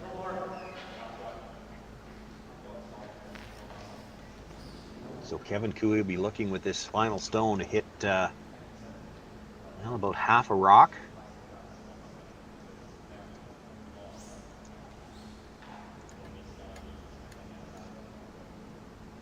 Hit half a rock, double the yellows, roll the shooter all the way across and out of play. That's the attempt. Kevin Cooey here, facing 2, trailing by 3, wants the blank if he can get it. Catches them both, everything goes around that yellow at the back. Does look like it's out of the rings. Nobody looking at it too hard. I think it was even Oscar that pushed it off, so we do have a blank end here in the 5th. But Oscar Eriksson, skipping Team Adine, will maintain the 3-point lead going into the 6th.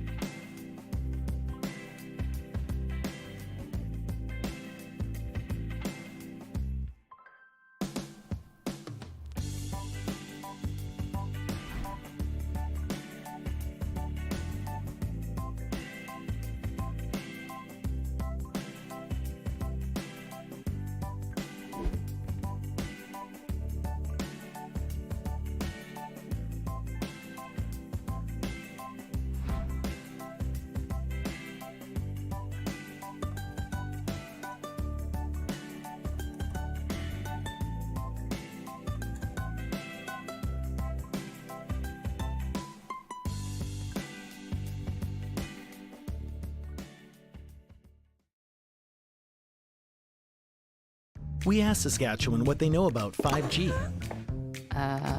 More speed, more innovation. It's gonna make our lives a whole heck of a lot easier. This is what 5G looks like. Better, faster. Sounds like one more G. Sounds pretty good. I don't know what it means. All you really need to know is the future of 5G is here and will continue improving through investments in network technology.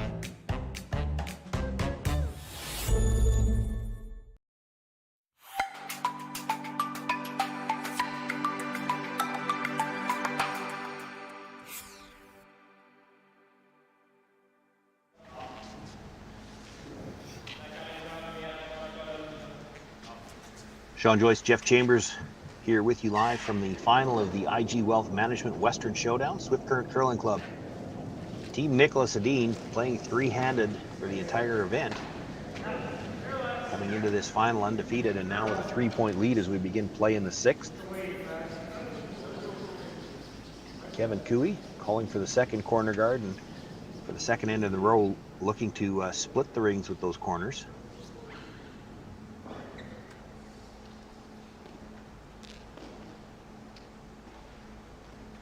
For the second end in a row, Oscar Eriksson with the first two brought into the house in the middle. Now going to look to throw the guard.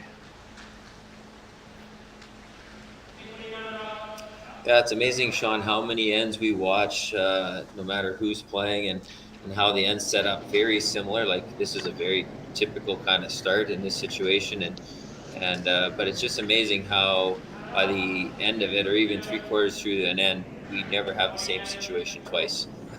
It's amazing how the rocks could move around and change, even though at the start it's so similar. Start of the ends tends to follow.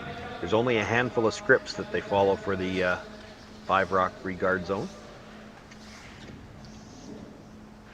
And then it seems after this, it's just a matter of how we reposition rocks, but very rarely do we ever see the same setup or same situation ever twice. So it's a beautiful thing about this game of curling and the strategists out there. And it's when you go to Coffee Row, at least you got something to always talk about. Like, why did he play this shot? How come he didn't do this? And it's a good conversation starter for sure. And well, we got two of the world's best here showing us how they like to do it. So it's pretty neat.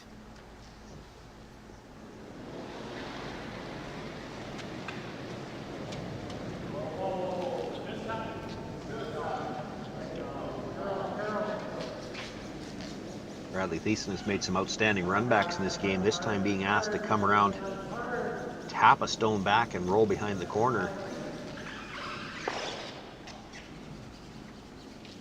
But he's just going to rub that stone, and actually now all three yellows dead in line, and the shooter rolls through. Oscar Eriksson doesn't want to get into the same messy situation as he had last end. He's just going to look to straight peel the corner guard. You saw him walk up and look at the angles. He's not looking at, he doesn't want to move to here. He just wants to make sure where he has to hit this to roll underneath the center guard. A little thick on the first contact. It still gets underneath.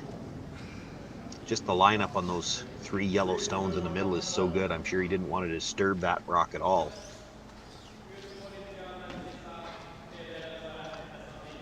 Just an update for the fans out there too. They a lot of people have just joined us recently in the last couple ends, and they might be wondering why the Edin team is only going with 3. And just to let everybody know, Nicholas suffered a knee injury in the last event in Alberta, and he is flown home to get some surgery on that so that he can hopefully bounce back without too long. But that's the guys have switched over to 3-handed last weekend, and they carried it into this event. So just so that the new viewers are aware of why there's only 3 guys out there working hard.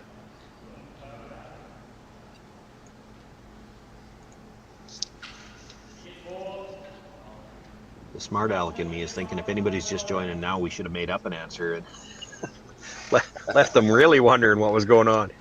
Yeah, they fired him.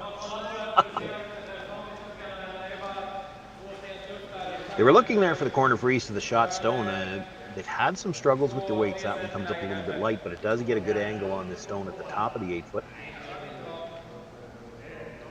Still creates a bit of a problem for Team Adine. They can play the peel on the corner. The problem now is that corner guard's so close to the center one, it's real hard not to move the center guard.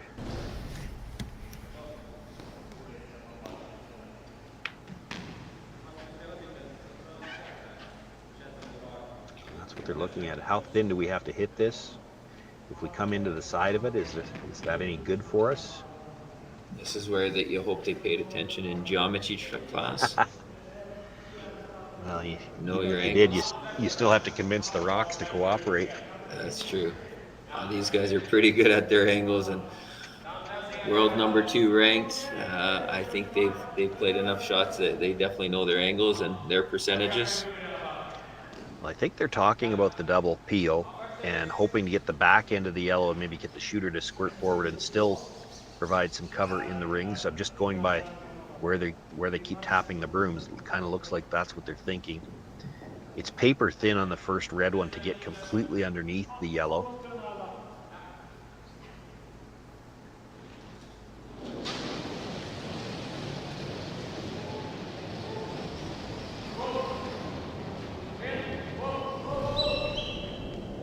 Hit, comes across, actually does get underneath the yellow.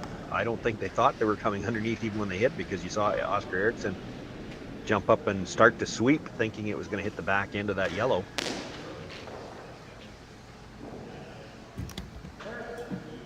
That was definitely the best result for them. Yeah, that definitely didn't hurt them. So Kevin's going to try a little corner freeze, and not a lot of room to work with here, as you can see by this angle. That's a small little area to try to sneak a rock into.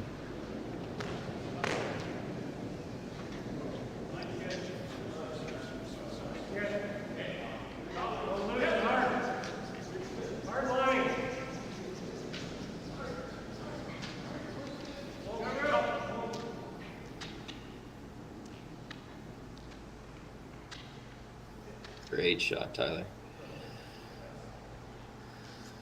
He's on a roll lately. In the last few, he's made some real big pistols and some real big draws when they need him. So it's good to see him bounce back. He struggled a little early with the line and weight, but he's sure got it figured out now. And you heard Kevin there tell the sweepers to kind of stay on that a little bit more, as they've lost a couple rocks a little bit short, but they made no mistake there.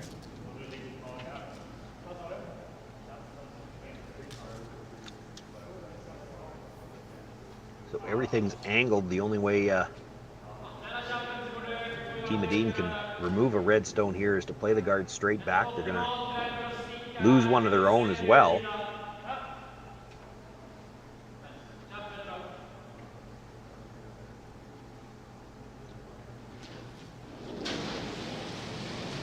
Rasmus again with the big weight.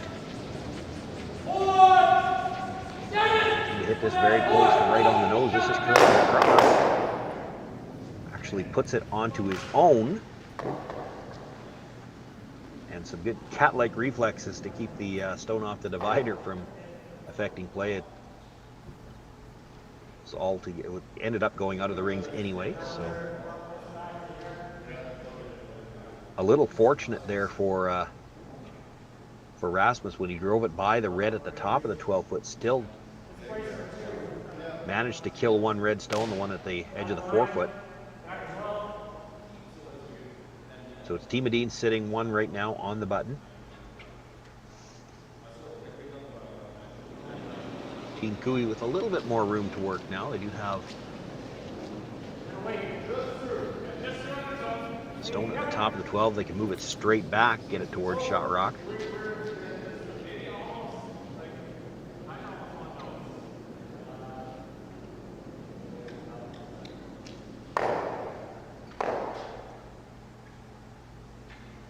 I think they wanted that to curl just a hair more. He does tap the shot stone back, but doesn't keep them in line, so now there's a chance to make a double on the reds.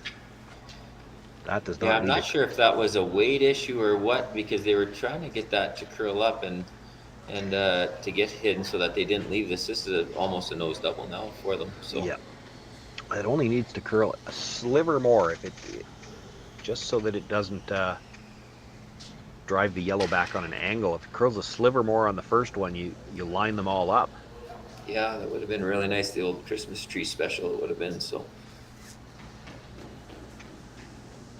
big opportunity here to turn this whole sheet into just a yellow. Kevin Cooey will still have a chance. There'll be that corner guard to come around. The shot stone has been moved, or the yellow stone that was shot has now been moved to the back 8. And this still has to be made. There's some distance between these two rocks. Nothing out of the brusher so far. Boy, if you drive it by, could you ever drive it onto the yellow at the back? No, you hit it far enough off the nose. We didn't have to find out about that. Now, does Kevin Cooey ever try to tap the stone in the 4-foot to freeze that stone back 8 and roll the shooter behind cover?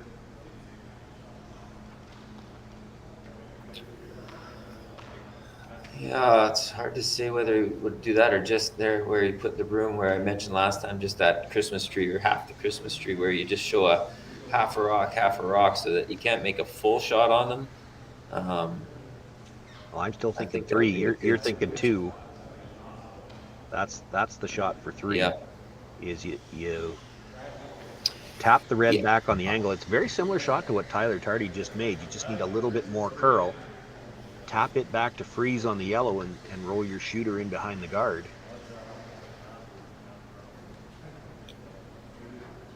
Oscar Eriksson more than likely makes a play on the back stone then, and you know, with the weight they could throw, he probably blasts it out, but you're still going to have a shot for 2 if you could make the freeze good enough on the tap. There's always the chance it doesn't leave the house.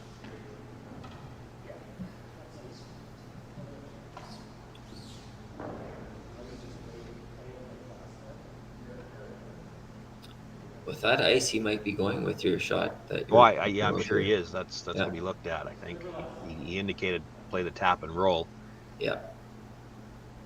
So precise, but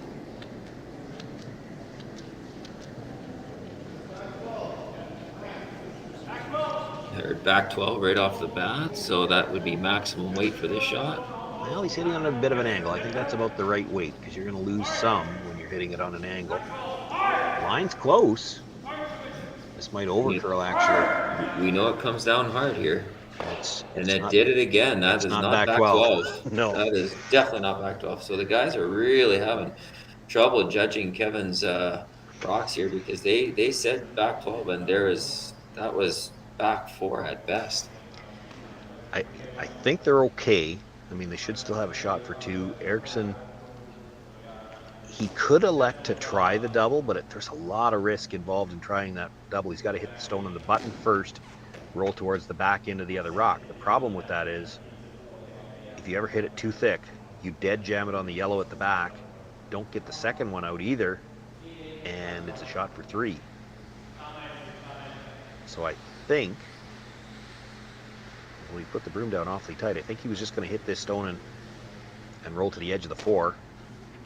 Sit shot, make Kevin play the hit for 2.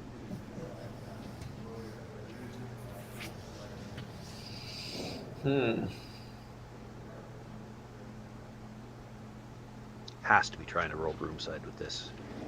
If you were going to try to play the double, well, no, he's throwing the weight.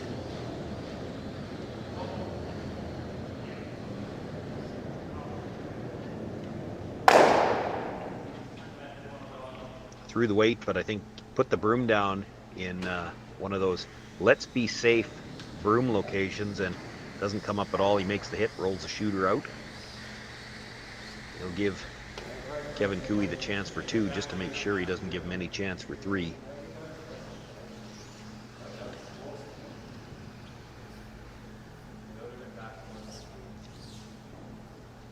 Kevin Cooey playing this as a straight draw, but with the broom that he's got, they do have the option to come to the back one if they needed to. This is one of those where if you're heavy and need to come to the backing, this is probably the right broom, and if you don't need the backing and it curls by it, oh well, you put it right on the pin. This will be all up to the brushers, and they have had some struggles with judging the weight in this game. The ice seems to be just a little bit heavier than what they've been thinking.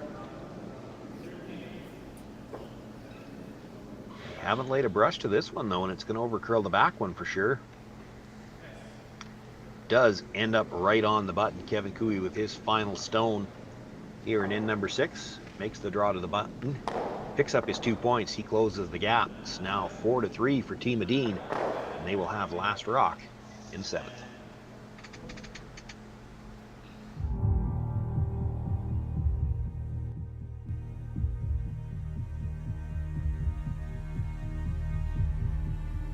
I've been raised on the farm since day one, so I was born into it. My grandfather came in here in 1905. I want to continue the farm for him and generations to come. So I think it's a privilege that we get to be here. It's just a wonderful way of life. You know, what job is there that you can go to work with your dad and brother, with your kids by your side? Doesn't get much better than that.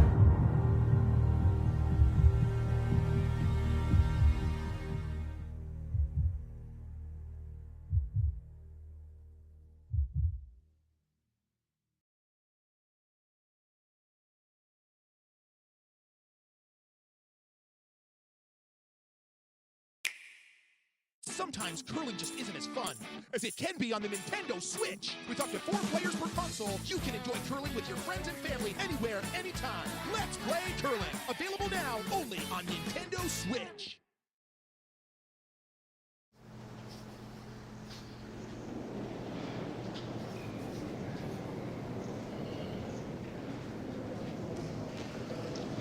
Seventh end underway. Team Cooey threw the center guard to start things off here. Team Adine looking to come around.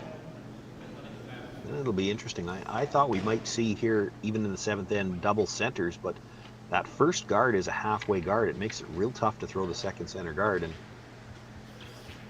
that answers what I was wondering about. They're going to come right in, play the freeze to the top of that stone in the 4-foot.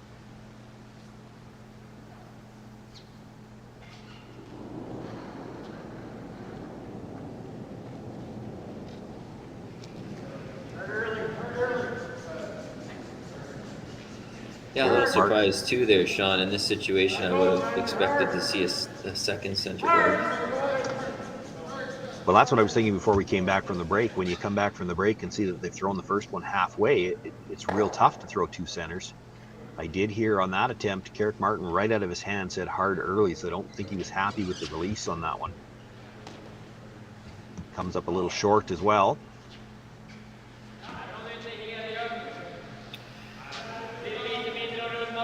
Definitely seeing some uncharacteristic misses here by the Cooey team.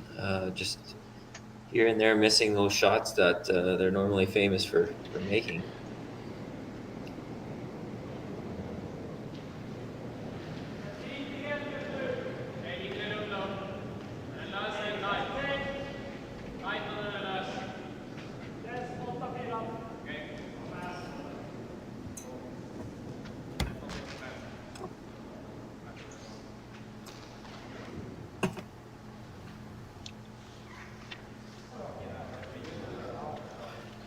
Christopher Sundgren has been great all weekend long, and another outstanding come around on his second stone.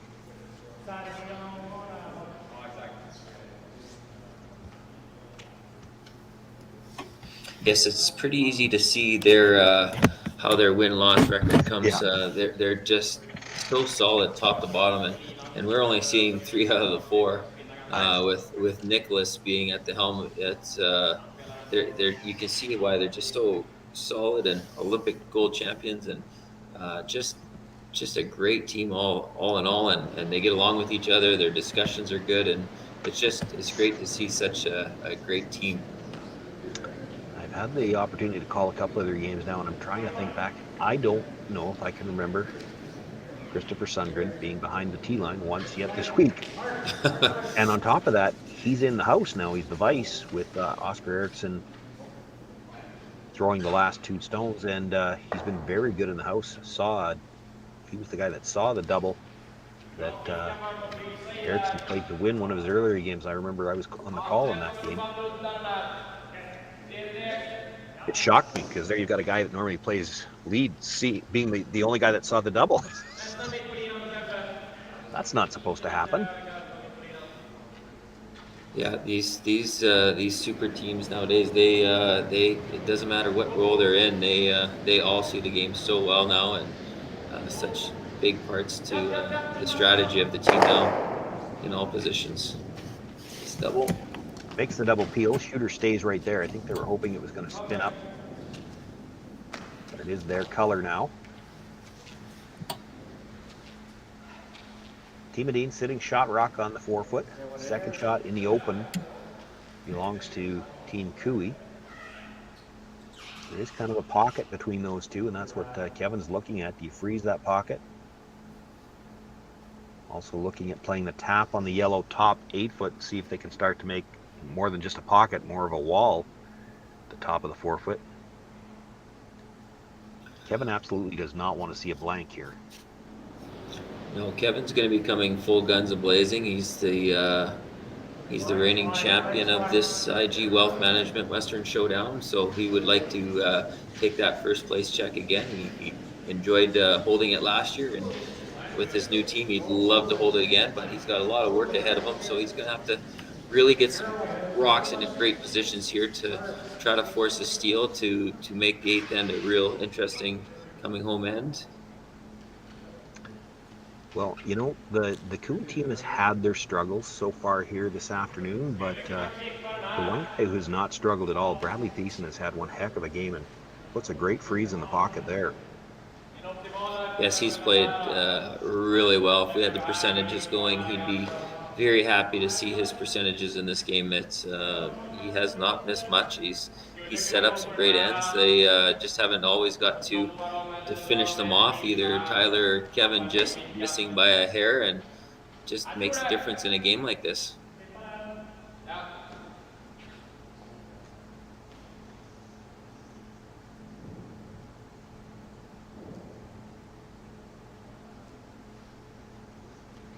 So Rasmus Rana now in the hack's going to make the attempt to just pick out the redstone beside the broom. That freeze made so well, you can't really do much with the top one. If you can get rid of the back one, you'll have a chance to get rid of the top one later. Picks it out.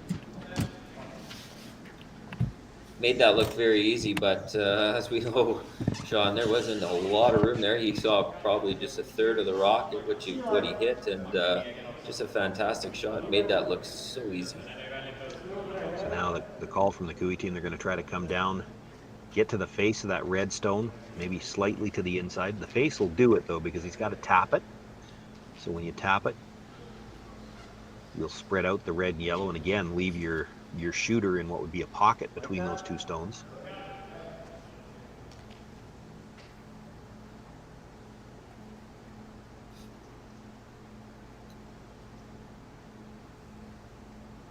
Tyler Tardy now to make that attempt.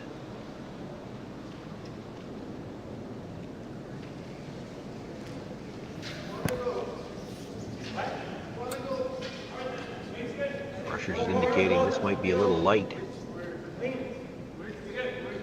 Have to wait for the line if they can. Starting to move now. Room by the guard, that's not the issue. They got to get at least to the face of their own, if not across. Nudges it up just a little bit.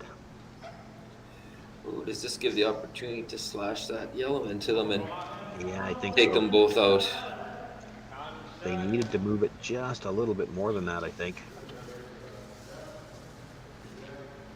Oscar was already looking at this as a possibility on the last one. I think there's a little bit of drag to come back there, so it'd be tough to get that top red one out. It might shoot out because of the weight they can throw. It might shoot back out through the top of the house. I think it does, yeah. Yeah. No, I think those three go easy.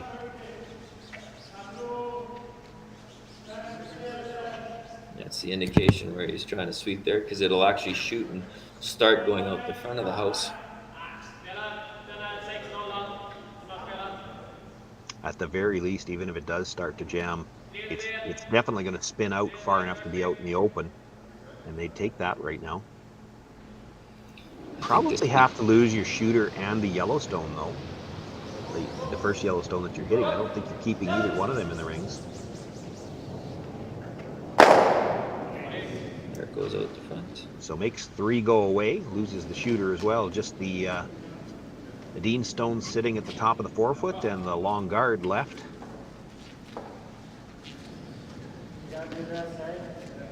And Kevin Toohey doesn't want to blank, so he's got to work with what's there. No, not a lot of choices here. It's the first thing that I was thinking that they basically have is just a little tap back, and that's what he's indicating. Just try to tap it back to the back of the button, and it's the tap back or the freeze, right? You play the freeze, you know that with that weight they can throw, he's just going to blast them all out, and then you're coming around one guard for your life for the rest of the end. You play the tap back, even if they pick yours out, you still got 2 rocks to work with.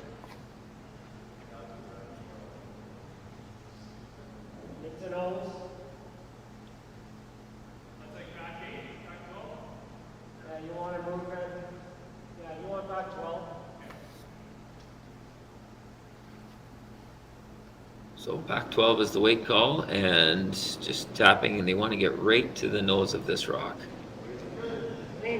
Guess if it was possible in a perfect world, I don't know if you can get that much finish. If you could get just a sliver across the nose, get your shooter dead buried. But you're asking a lot on a rock where you can only see half of it.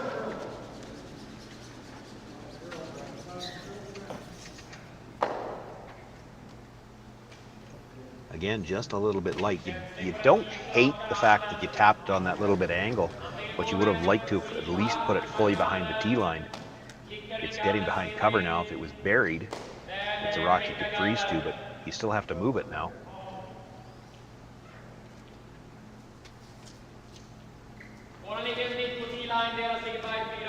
To be pretty exact with this one, maybe a hack weight, I guess, maybe to try to make sure you get into the inside here. Oh, I think you're running the guard.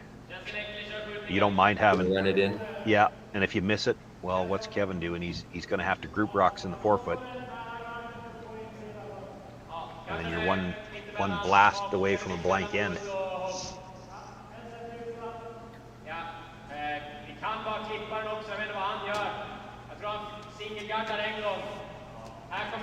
With the weight that Rasmus can throw, you might get rid of all 3 of them here. You'd have to be very unfortunate to stuff the red under that back one. This is a good look.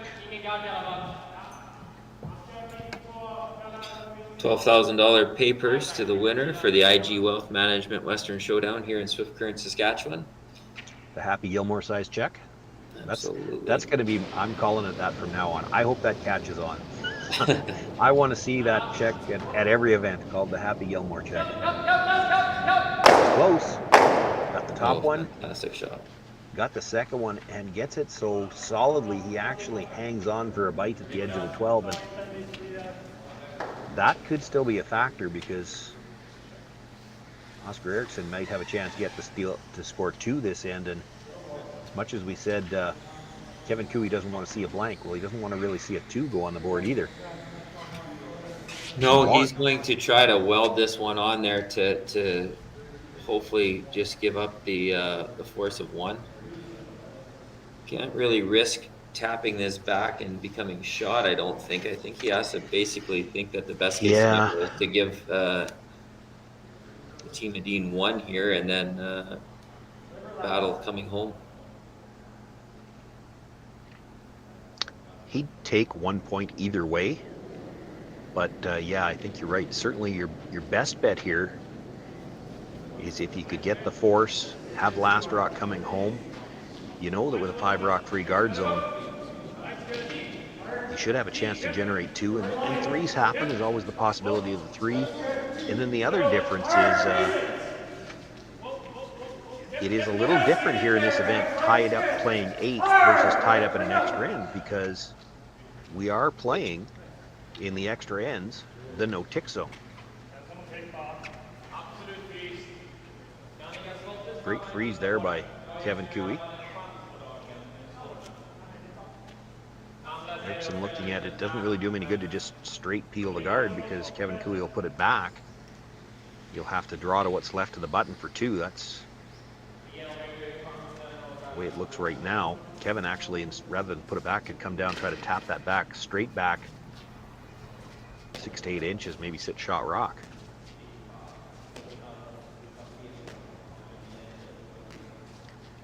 They looked at it. Are they trying to move anything in the house? That looks like a lot of ice to try to move the ones in the house. This could be straight peel. I think the first indication was just a straight peel. So make the straight peel and let Kevin decide how he wants to play this out. I think they had discussed that before Kevin threw. I think they knew that Kevin was going to throw a really good rock, and they were expecting that because they didn't take any time to go up there. So they were discussing that ahead of time and assuming Kevin was going to throw a nice one, and they knew they were going to just go peel that card. So what do you like now if you're Kevin Cooey? If you throw the straight guard, you know, you're really not protecting anything. For Oscar to blast that now, he's got to roll out. If you try to tap it, there's the risk that you leave the double. Kind of looks like with this ice, he's trying to guard the draw path to the second point. Is that what you're seeing, Jeff? That's what I'm seeing right now, yeah. It's you got to be careful with that too. If you can't come into the rings, you might leave a double. Yeah, because right now he has the draw in for sure on the out turn for the second point, but those are pretty welded. And if he leaves that whole side, do you think he can come down there with peel? I don't know. This is be an interesting way. Do I think he can? No.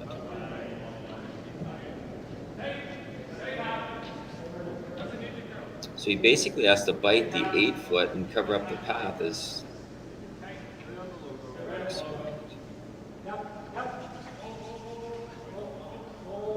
Straight.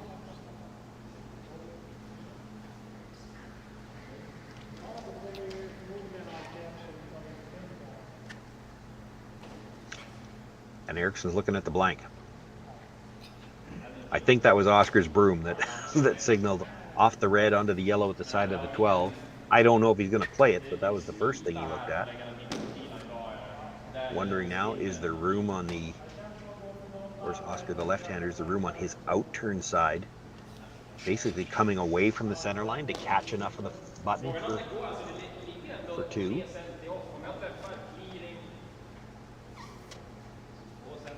You take a shot at blasting this as hard as you can right on the nose, knowing that even if it's a steal of 1, you've still got last rock coming home. And that could come down to a preference. You know, we talk about and have talked about for years since the free guard zone came out. Would you rather be 1 up without last rock or 1 down with? Well, let's take that scenario one step further here. Would you rather be tied up with last rock in a 5 rock free guard zone, or 2 up but without last rock? Well, I know my vote's always to go 2 up. I like to put points on the board and force the other team into making a good end to get 2 to carry it to an extra end. But I know it's, like I said, it's a preference. I think we're going to see the high hard one here, and he thinks he might still have an opportunity for a blank here. Yeah, he's looking for the blank all the way because he knows that in order to kill the red stone, he can't keep his shooter. So hope he can come across, catch the back end of that yellow in the side of the 8 foot, and blank this end.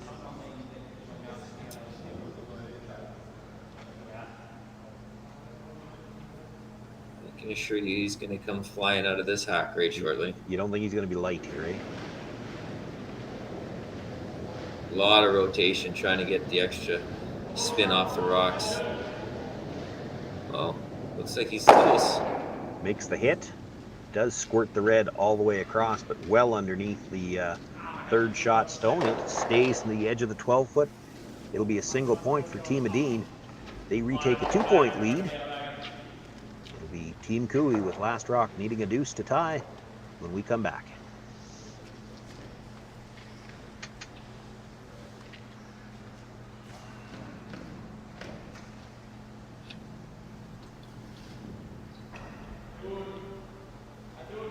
Hey, wake up. There's so much out there to see. Look up, look down. Quick, look over there. Look for a little trouble, but not too much. Open your eyes to something new every day. The hustle, the bustle, the calm, the serene. Maybe then you'll see that sometimes you have to go far to get a little closer. So wake up. The day is far from over. Seize the days.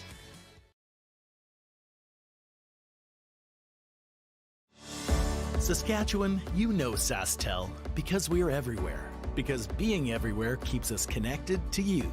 With SaskTel sponsorships, we get to be part of your community. We're here with you, and we're here for you. It's easy to get started. All you need to do is apply. SaskTel cares. Always has, always will. To apply for sponsorship, visit sastel.com/sponsorships.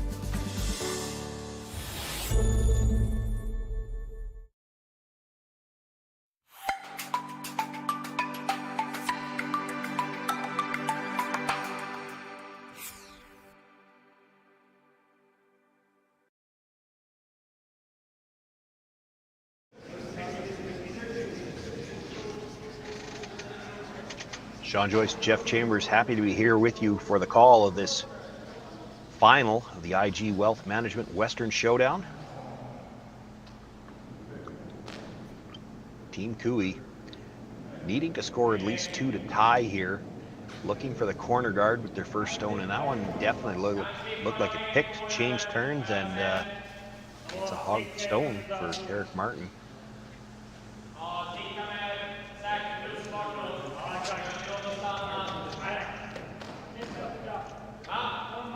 Creates a question for Team Medina. I think they were expecting there to already be a guard in play. They'd thrown the first one in thinking they were probably going to throw the second one in. Now, they're going to peel their own stone out of the top of the forefoot.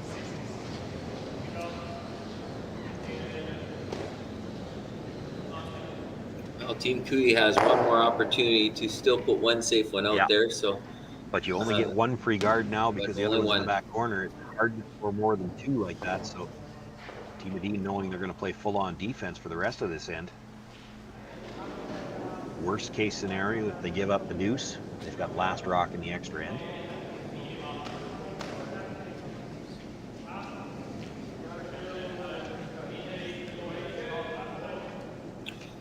Carrick, when he let this go, he threw that out a little bit, but it's catching some late curl, but not as far over as Kevin wanted. But for some reason with his release there, he just kind of flicked that outside the center line.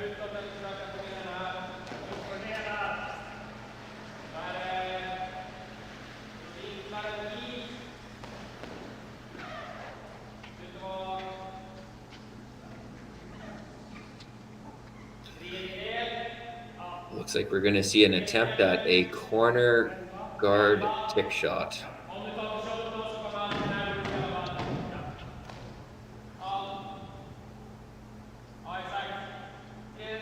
Looking to push this probably into the rings. It's a shot we've seen. Colton Flash's team has played this quite a bit this year, and it is a shot that you see more commonly in doubles play. You see a lot of the doubles teams, when it comes down to that power play, you get to play once a game, they will try to push that corner guard into the rings and hope that that allows for a chance for a double later on.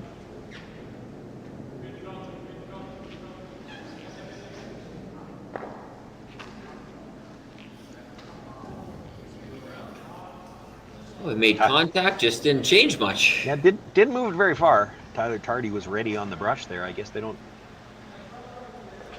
trust Kevin Cooey to brush those that hard. He doesn't get to use that brush very much.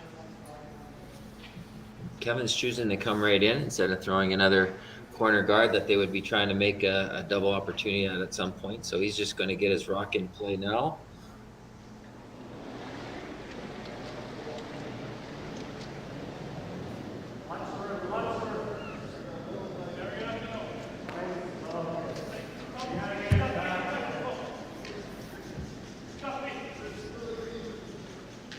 This one's quite a ways out there too. Need to really take a late curl. Not sure what happened with that. That was was a couple of feet offline there, so not sure if there's something in the release there or what happened there, but wide open, gives them a crack at the angle double here. Yeah. Yeah, that's the thing. As soon as you leave angle, there's a chance to go after both of them, and if they both go away, this game is essentially over. You'd be at the point now where you need a complete miss. Yeah, you need some kind of break for sure to in this situation, but you never know. We've seen it happen before, and we will see it again at some point. Just never sure when. Well, this still has to be made. I mean, it's not a guarantee, but no. The angle leaves it as a possibility. If you're dead buried, they're probably just straight peeling the guard. He didn't like that out of his hand. He thought he threw that out a little bit. Will be a little bit thin and goes across the top. Now, if you're Kevin Cooey, though, you're pretty much stuck guarding that stone for the rest of the end. Yep. Try to get your deuce with the last one. You can see Rasmus' face there. He's would love a mulligan on that one. Good opportunity there to clear everything out, and he knew when he let go, he just let that go out a little wide, and just don't get another shot at that typically. Well, they may have a chance to run something through yet, but they can leave these a little bit more lined up. There won't be a chance, won't necessarily be another chance to make the double and roll the shooter out of play. If you have to run it straight back, you leave the shooter for a guard, there's still going to be something for Kevin Cooey to work with. Bradley with another nice throw there to cover it up.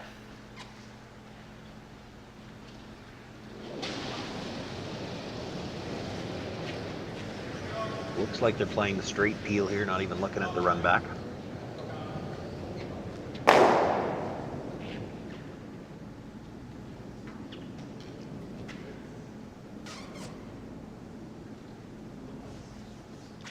These are always a little bit mentally tiring as well for the team in Cooey's situation, because you throw the guard, you're not even back down to the other end yet, and the guard's already gone, and it's time to throw again.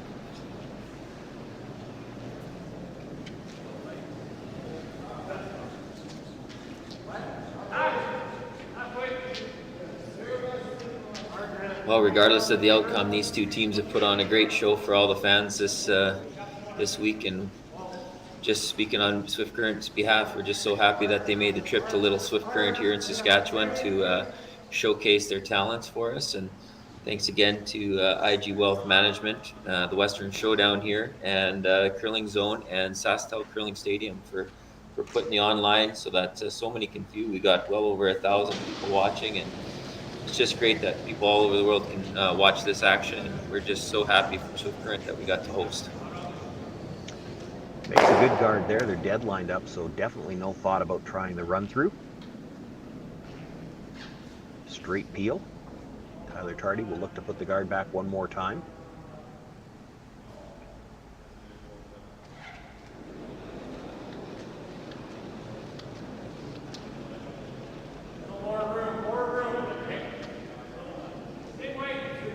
If he deadlines this up again, I would tend to think Oscar Eriksson will just straight peel it one more time. But then when if Cooey elects to guard with his first one, there's no reason for Oscar not to try the double.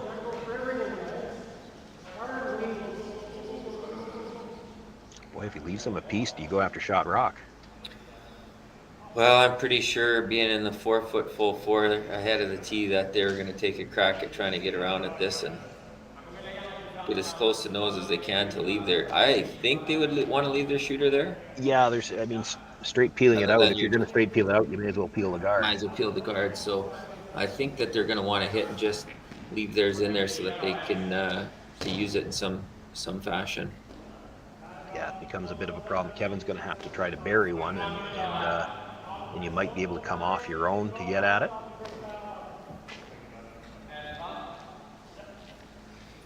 There was some brief discussion about maybe trying to play this and staying behind the center guard. I can't imagine they'd play that. Looks like with the ice they took, they're throwing a control weight at it. Yeah. Maybe bumper. Just took a little more ice now. Doesn't need to throw it big, but I don't think you'd ever flirt with trying to roll under. If you roll half under, you actually could cause yourself more problems. keep your No, shooter I think in the you open. take the percentage shot and let Kevin have to make the precise hit and roll. He's not Or hitting. he's going to draw. he's going to draw, but yeah. But leave the preciseness up to the other team. Always play your percentages. If you can leave your stone close to the center line, though, it's really moving.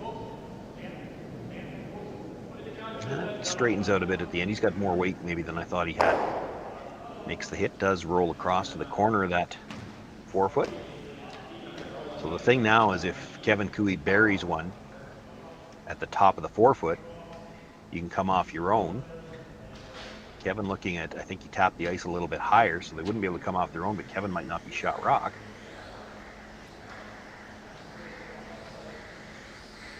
And I mean, that's the chance you have to take right now if you're Kevin Cooey.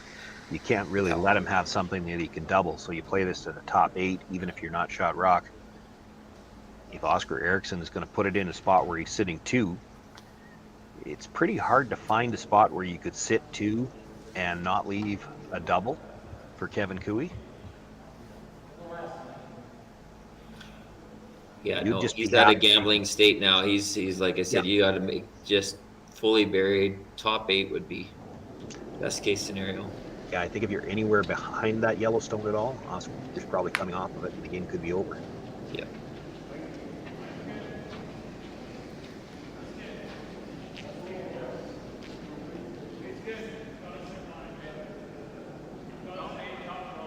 Got plenty of room by the guard, but this will go sideways. This actually might peek out in the open across the guard.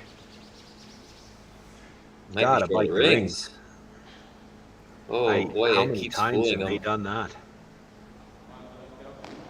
Well, I don't know if they're even going to make Oscar throw this. Yep, they are going to let him throw it. But I'm not seeing a deuce there right now. They have watched that number 7 red rock on that sheet come up short. How many times? Is probably 3 times. Well, and again, they weren't touching it. Like, yeah, it's fooled them quite a few times. So it must be a digger of a rock. But you think they would have figured that out a little sooner? That's a bad one to let them up short.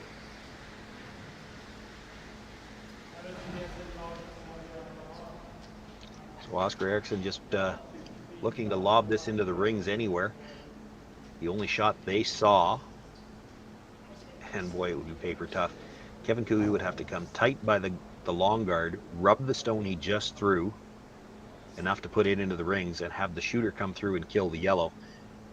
So if you put a second yellow in the rings, he'd have to do that and somehow make a double.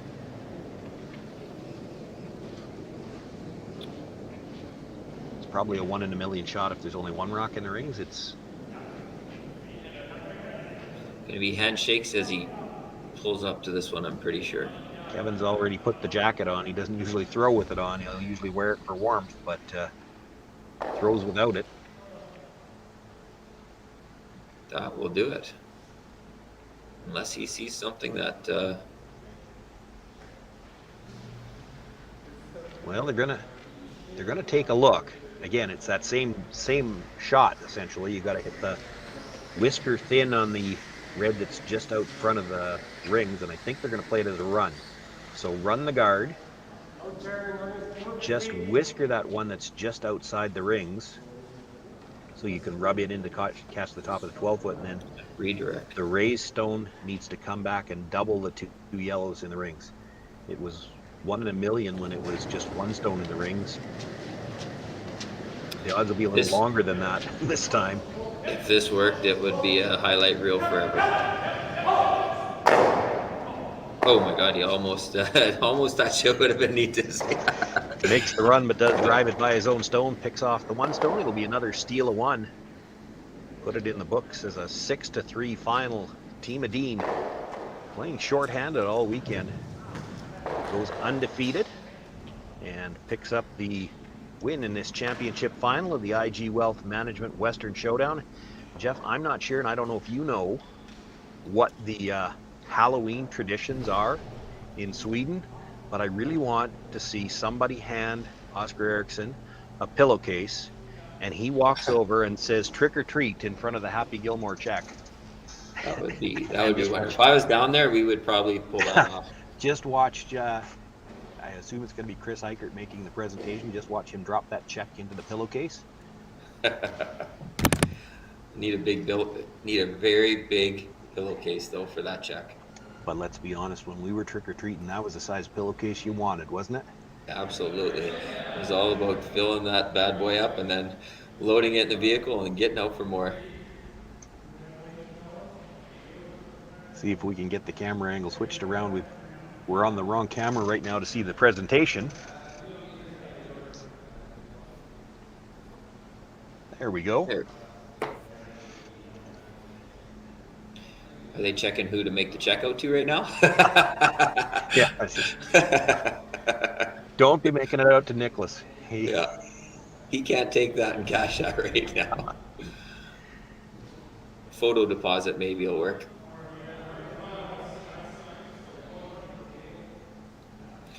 Well, these guys have been just absolutely dominating here, and they showed that again, going undefeated once again. So just fantastic showing by this. We should give a plug to the local, and I'm hoping, Jeff, that you might know who it is. I'm assuming the gentleman in the middle making the presentation is the representative from IG Wealth Management. That is Ron Eichel. He's a past president of the curling club for many years, very active in the curling community here, and he was a big reason for getting the sponsorship for this event, and he's been on hand the entire weekend, and all the IG Wealth Management, the big bosses were out last year, and they just love this event and how the Curling Stadium was covering it with the Curling Zone, and they're just happy to be part of this. And so it's a big moment for Ron because he's a big part. And there's our mayor that I was talking about earlier, Mr. Al Bridle. He was right in behind there watching all the action today, and a supporter of having these world-class events come to Swift Current. For a small place, we've had some pretty big events in the past.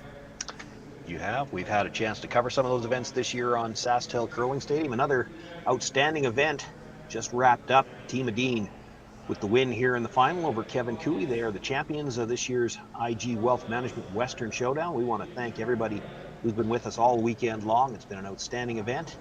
We look forward to seeing more events on SaskTel Curling Stadium as the season goes on. You can watch Curling Zone to find out when all of the events are coming up in your area. But for us, that's a wrap on the IG Wealth Management Western Showdown. For myself, Sean Joyce, and my partner this afternoon, Jeff Chambers, thanks for joining us, and we will see you at the next event.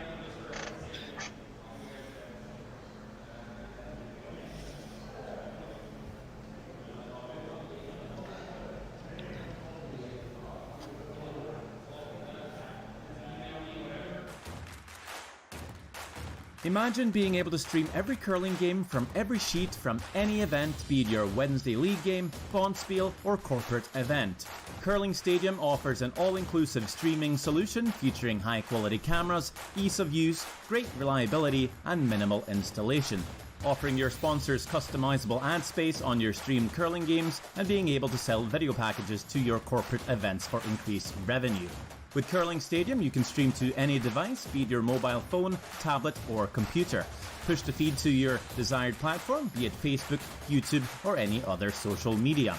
Curling Stadium is simply the way forward. Where it's commonplace in other sports to televise every game, we want to do the same. Curling is a global sport, and it's time it gets the coverage it needs. Make your curling club the next Curling Stadium.